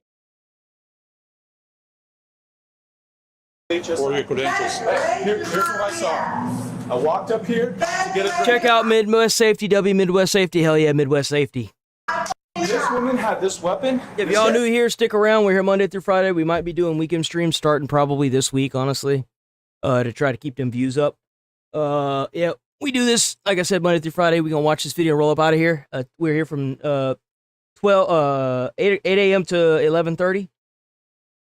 So yeah, please stick around. Sub to the channel, like the stream. It all helps. It all does wonders. You also got that channel membership. Check that channel membership out. It's awesome. Get those exclusive emotes. That's what I saw. Okay, there you go. Okay, gotcha. All right, man. Done. What's going on, Dave? Let me talk. I came back in here to get my lighters and my gas. She tried me over. We came back to see if we could get the money back. You guys were here earlier, right? Yes. We were here earlier to come to get our money back. The reason I come off like this is because when you're gonna come at me rude, then you're gonna get the other hand. We came in here earlier. He had money in his car. Let's come out here, okay? We came over here earlier. He had money in his car, and they tried to say that they didn't. Right. He didn't. We know. We have his bank. He came in here and he told the lady in the front, I would like to get a lighter and put the rest on gas. She overcharged him $6 for the lighters. The lighters are only $1.70. I came in here and I started being real nice to him. I said, okay, you guys charge him for a lighter and then he wanted the rest in gas. She says there was no transactions or funds on his card. I'm like, okay, well then how did he get the lighter? If there was no funds on his card, how did he get the lighter? She came off disrespectful, so I'm gonna be honest, I went ballistic up in here. And now you're going to catch a charge because you don't know how to control yourself. Congratulations. I checked his card to see if they even took his money. They took his money. They overcharged him $6. And on his bank statement, it shows that they never did the transaction the right way. What were you going to do with that? So he came over here, and I was going to open the door just to come in here and say, you know what, we would like the money back. What's going on, man? I'll tell you what I saw. All right. I go in here to buy a drink for a meeting with the U.S. Attorney's Office. And I come out and I see this man and this woman, and she's got some black weapon in her hand, look like a stick or baton or something. And they walk in there and they start screaming. And these people are on the phone asking for police. So I grab my cuffs, open the door. She's got like a stick up, like she's gonna hit somebody. He's there yelling at him. And I just draw down, say, hey, please drop the weapons, we'll sort this out. But I can't do anything with everybody yelling at everybody. Drop the stick. She got down. She was being very combative, wouldn't comply. I said, listen, I don't know what's going on, but you can't have. How much y'all want to make a bet they're gonna have to wrap her up? And how much y'all want to make a bet they're gonna have to hog tie her? Threatening posture of people that are just trying to shop. It's no go. So were they threatening the clerk or were they threatening? Like I said, man, it was real weird. When I got in there to buy the drink, they were watching them out the window and they were like, hey, they just came in here and created a ruckus. Then as I'm leaving, I see him and her leave that vehicle, walk all the way here, and she's like got some, just typical blunt force object. That's right, tase! Taser! Give her the taser! What did you do? And then The minute she keeps talking, you just tase her again. I said I was going to open the door to talk to him very nicely and tell him if we could If that's the case, though, why did you have a thing in your hand that you were gonna, throw at them or something? That doesn't seem like you were being very nice. the money back that they overcharged him for and leave, but they want to start their little shit. And then his little rude ass over there opens the door and puts a gun at me. Yeah, you have, hold on. You have every right to Oh, damn. Oh, damn. Now she's going to start attacking the police officer. Oh, damn. put your gun out, but the only time you pull a gun out is if that person's really charging at you with a weapon. So you know how he does his job then, right? You know how to be a U.S. Marshal. You know how to be a police officer. Man, it's a good thing you're making that 65 or however much they make a year on that job. Damn, that retirement looks real good, though. Best of luck on your years on the force. If a person comes at you with a weapon and goes after you with a knife, a stick, or any kind of weapon, You had a weapon in your hand. you have every right to shoot. What were you going to do with that stick? I didn't do anything. I didn't even hurt nobody. What were you going to do with the stick? I wasn't going to do anything. I was going to scare You them. lying. You lying. To be honest, that's what I was going to do, but I wasn't going to hit nobody. Where'd you get that from? What you got to do is you got to take this woman after you get through tasing her into the concrete. You have to take her, hog tie her, throw her in the back of the car, and charge her with aggravated. What was that? That boy was charged with aggravated robbery, they give her 25 years in jail. That's what you do with this person. What did you do about it? Don't worry about it. No. That's my stick. I am tired of living in society where you've got these people that are walking around hitting on you because you wearing a Trump hat, because you think it a different way. Because I'm tired of this shit, dude. I'm tired of these people. That's your stick. You was getting ready to assault somebody for $6. Come on. I came off of a little kennel that I was trying to build. But at the end of the day, when you're going to come at me and put your gun at me, you don't do that. Until I actually charge with my weapon, then you come with your gun. And I'm going to be honest. If that's really how you feel, then why didn't you charge at him? Why are you sitting here saying, well, you know, actually she got some survival instinct on her. That's a good thing. That's a good thing. Let me stop. I've been in and out of the system all my fucking life. I just got out 2 years ago, and I've been doing a hell of a lot good. But now it's to the point when people are going to come off disrespectful, you're going to get a whole nother hand. But he had no and you're right going to get a whole lot of jail. Put his gun at me. Until I went after him with a weapon, then yeah, you have every right. The minute he put his gun, he asked me to put my weapon No, out. you can pull a firearm out in protection of other people.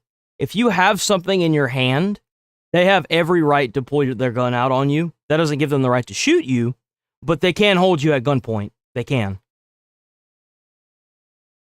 Get down, and that's This guy's a what I federal did. agent, just so you know, okay? You So that was should.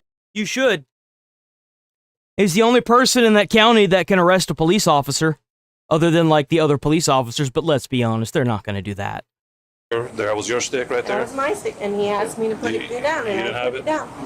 I had it. She had it. Okay. For right now, I'm going to detain you, okay? Because we're going to get more into the investigation. Why? But I'm going to detain Oh, I sense this.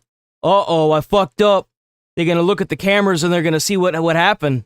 They're going to talk to the other people and they're going to see what happens. Now you're about to see the whole story unravel. No, you're not going to detain me. Oh, because she knows she's cooked. No, you're not.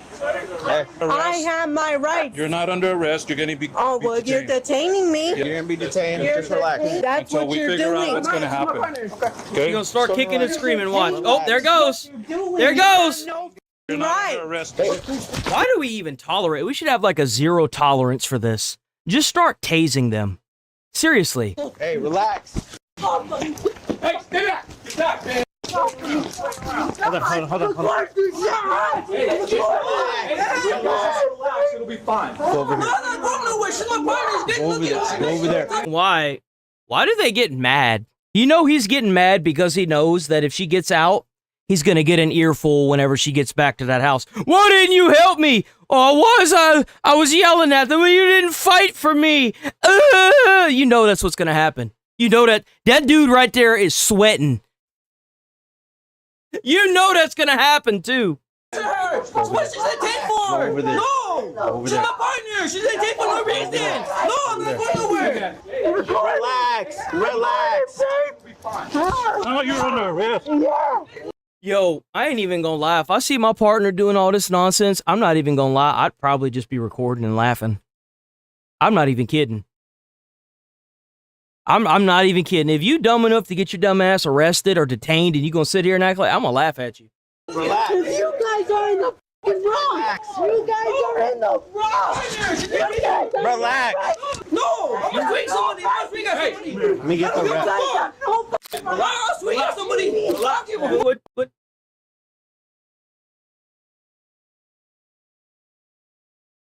are you doing? What is this? I want to hit somebody, I swear, hasn't moved from the spot. I'm crazy too! I'm crazy myself! You're not gonna swing at anybody. Get back.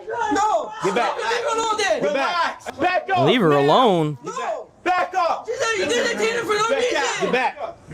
Stand over here right now. My God, you Stand over here. Stay right there. Sit down. Sit down. This, my boys, is a bona fide simp. This, my boys, is a bona fide 100% simp. Sit down. I have my rights. I know my rights. Sit down. Get up. Put the chaser down. Put your camera on too. It is on. I don't see it on. It is on. You know why they have no right? This guy looks tough. He sounds like a bitch. At least I'm short, so like I just look like a bitch. Mostly sound like one. But man, at least I'm not trying to act tough. You know what? I didn't do nothing. Relax. That's why I know. Relax. Relax. Do you guys need the rep? We might. No. We need the rep. You have no rights to entertainers. Hey, tell that guy to fucking take the camera off too. Put your camera on too. It is on. I don't see it on. The fuck, man. Just back up. No. I don't think the U.S. Marshal has to have, I'm so sorry. Is that a U.S. Marshal? I'm not sure. I'm not sure that federal agent has to have a camera. Where do you live? Where do you live? Take the camera down. It's no fucking business. Bro, calm down. There's cameras out front. Jesus. Tell the guy to take the camera before I punch him. What are you gonna do? What are you gonna do? What are you gonna do? You guys are gonna get hell now. You guys are gonna get hell now. You guys are gonna get hell now. Relax. Get off. Get off. Get the fuck off. They're gonna get hell? I mean, they've already been, yeah, they're dealing with you. That's hell enough. The fuck off. You guys have no right to detain my ass. You know why? You know, this sounds a lot like the Minneapolis protest. They have no right to do this. Yeah, sure they don't. Because I'm not doing nothing wrong. You're gonna sit in here. Sit in here. Okay? No. Make this easy. No, you guys made it fucking hard. Make it easy. You Relax. guys made it hard. You guys made it hard. All right, get in.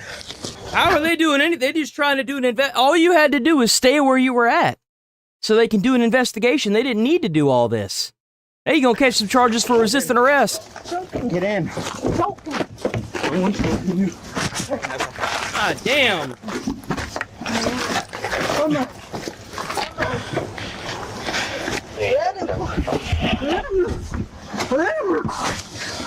Get in the car. Relax. Sit up. All right, let go and I'll work with you guys. We need the wrap. Let go and I'll work with you guys. We need the wrap. Want me to detain him? Huh? Want me to detain him? Let's see. If he leaves, let him leave. You guys have no right to detain me. That's why I go crazy. Until I go after somebody with a weapon. Who the fuck made you the judge? Who made you the police officer? Where does this mentality go? Bro, like, I know my rights. Okay. You officers are living fucking hell. You officers are living fucking hell. Back up. Back up. Leave already. No, she's going to jail. No, I'm not leaving. Back up. No. you gotta pull your pants up, man. You can't even keep your shorts on. Go on, take your shorts and get the fuck up out of here, man. You need to back up, man. I'm back. Go. Get out of here. Leave the property. Leave the property. He has to show something like this because if he doesn't, you know he's getting an earful when he gets home. Whenever she gets out, if she gets out, he's about to get a massive earful. I'm leaving the property. Leave the property. How often do you think they get calls for domestic violence over there at his house? How often do you think that happens? I think that happens like what you think, like once a week? Maybe 2 times a week? No, you can't talk to her, man. Why not? Because we said, get the fuck out of here. Because like that. Get the fuck out of here. Who's the sergeant? He's a sergeant. Get the fuck out of here. Is he talking to me? Go. Because Because you're not listening. That's why. No, I'm talking about. Leave the property. No, she has to hit him, bro. You know what? Boys, I'm not gonna lie. It amazes me to see these men that allow these women to hit them. It does. If you can't leave an area, because like I've dealt with somebody that does that, where they like stand in your way so you can't leave, and then they keep pushing you. If you push that bitch so hard that she went flying out into the hallway, that's justified. You got a woman hitting on you and you tell them to stop multiple times and they don't stop, and you either punch or slap the fuck out of them, they had it coming. A man is not a punching bag for a woman. It is not. This is crazy. This is crazy to me. She's sitting there acting like that with them police. You know she does that shit to him. You know there's no way. Leave the property. You know it. Man is more scared of the police, but he's also scared of her. That's why he's acting the way he's acting. He's probably a soft-spoken young, I'd say he's kind of young. He looks kind of young. He looks like he's early 30s, maybe late 20s. Probably doesn't talk much, you can tell, because of his voice. And he's scared that whenever she gets out, she's going to go over there and start hitting on him. So he's got to make a scene. He's having this mental fight in his head. If he's more scared of the police and the law, or is he more scared of her? I was thinking about that, and I was like, I don't think I'm going to say that, but you know what? I'm going to say it. That's obviously what's going on here. He's having this mental debate on if he wants to risk going to jail to not get an earful. Or for that matter, some domestic abuse. That's what's going on in this man's head. Go! Get out of here! Where are they taking you on? Don't leave! You guys have no right to do this shit. You guys have no right. You're not going to cooperate? No, I'm not, because you guys were in the fucking wrong. You wonder why they're doing this to you. It's because you even said that you're not going to cooperate. You guys are in the wrong is what it is. You're in the wrong for not letting us do our job. You guys are in the wrong. You guys want to know what's going on, right? We're letting you talk.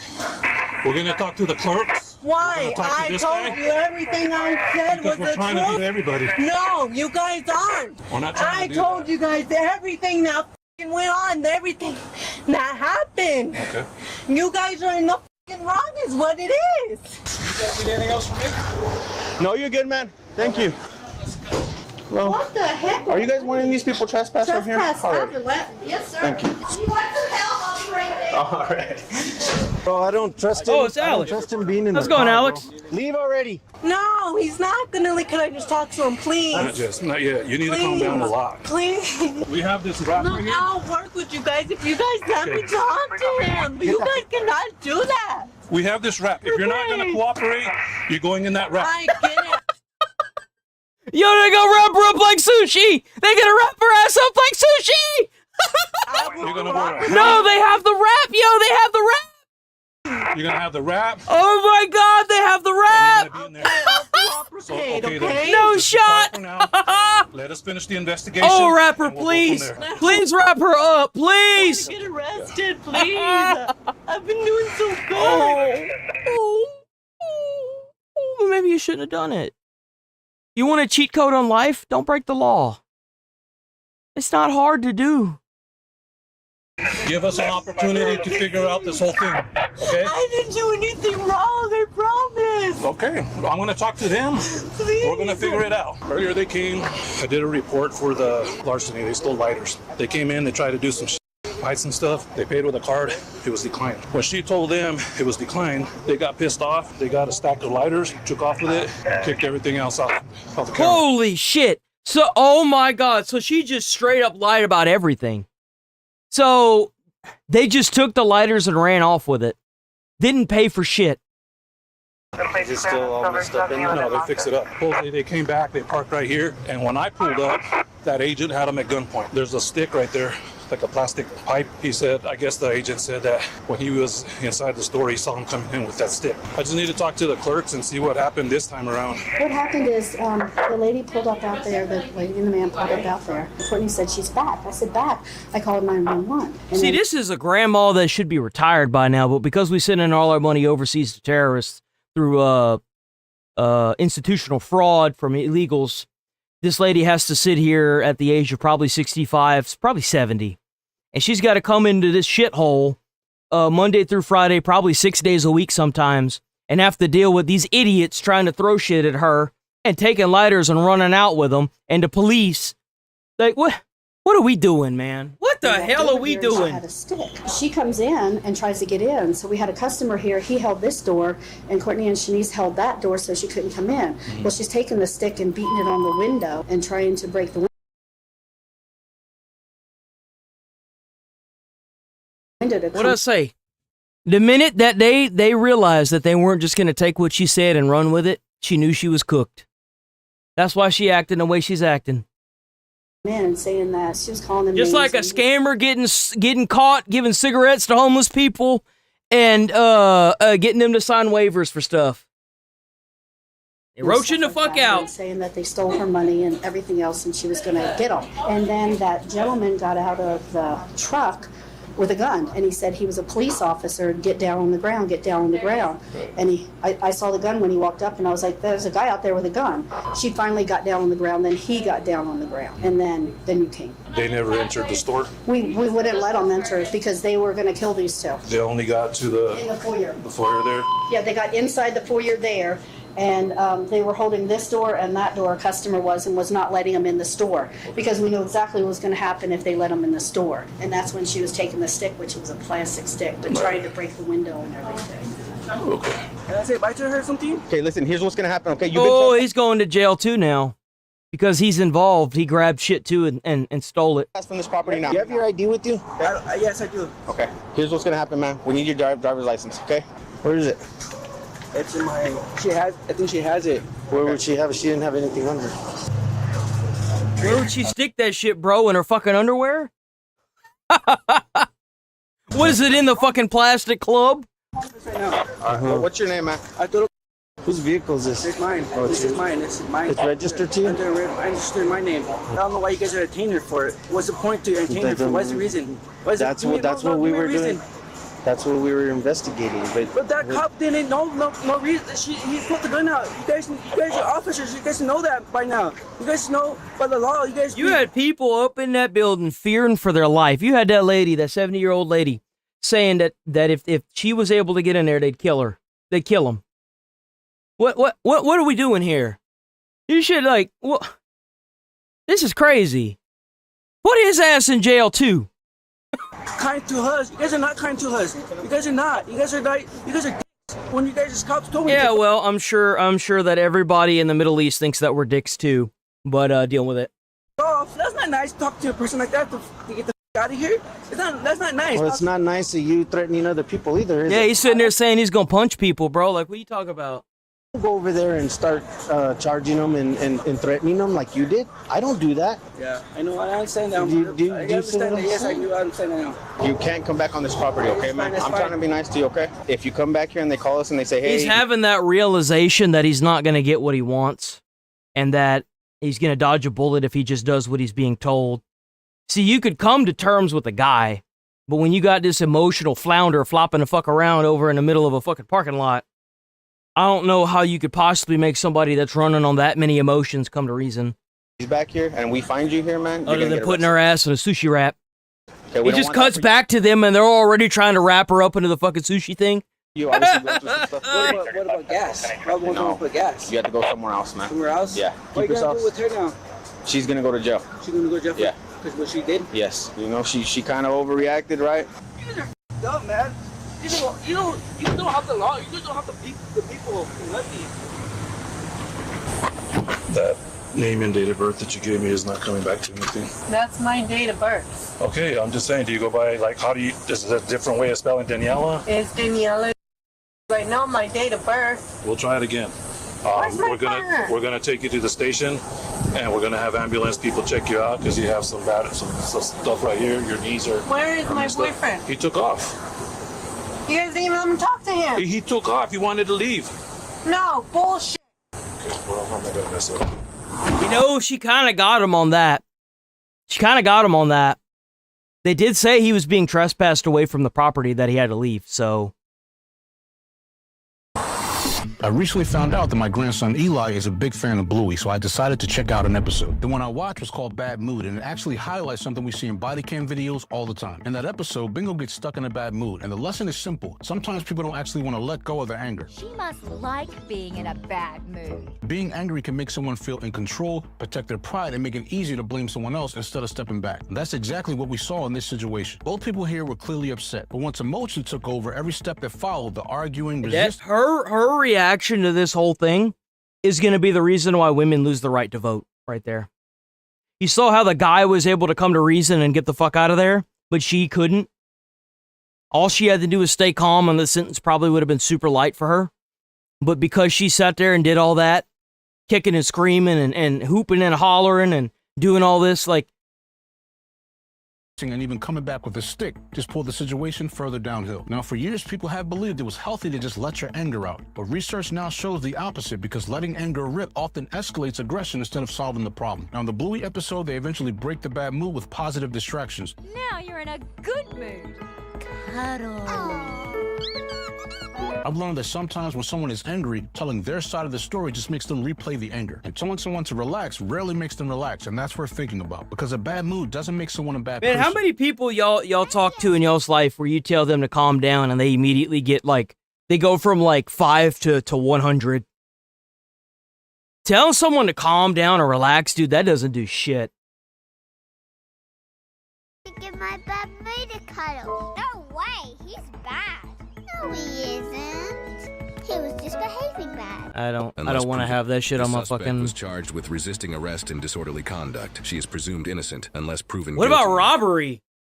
She totally stole all that shit too. Like, come on. Law. That's it, man. Okay. That's it, boys. That's the stream for today. We'll be back on tomorrow bright and early. Stay safe out there. Stay friendly. Try to, I can't believe it's already almost, isn't it like already noon? Hell yeah, it is almost already noon. That's crazy. Felt like I just started, man. God damn. Stay safe, stay friendly out there. Don't let anyone, drive you to the bad side of things. Where he is? Hold on. I don't ever slow up, no I don't take shit, I got no love. Stay friendly, stay away from the crazies. Thanks for all y'all watching, thanks for all you members, W members, W viewers. Keep being y'all. Stay safe out there. Keep pointing and laughing at Karens because they deserve it. I will see y'all tomorrow bright and early. If you're new here, sub to the channel. Y'all leaving all the comments in the videos. W commenters, by the way, y'all been killing it. W commenters, keep on keeping on with that. Try to put a smile on someone's face. You might change their whole life, day or their whole life. You never know. I'll see you beautiful people tomorrow. Stay safe out there. Peace, boys. Thank all of you. Y'all are all awesome. Because you are behind a fake exterior, inferior. You know I'll always be a bit superior. Get off of me, this ain't no humble brag. I want you to hear words, you can say them back. I want you to feel free from the chains at last, and to believe in what you got, it was built to last, yeah. Now that I've been put through hell, I never got anyone's help. I had to do it all myself. I don't ever slow up, no I don't take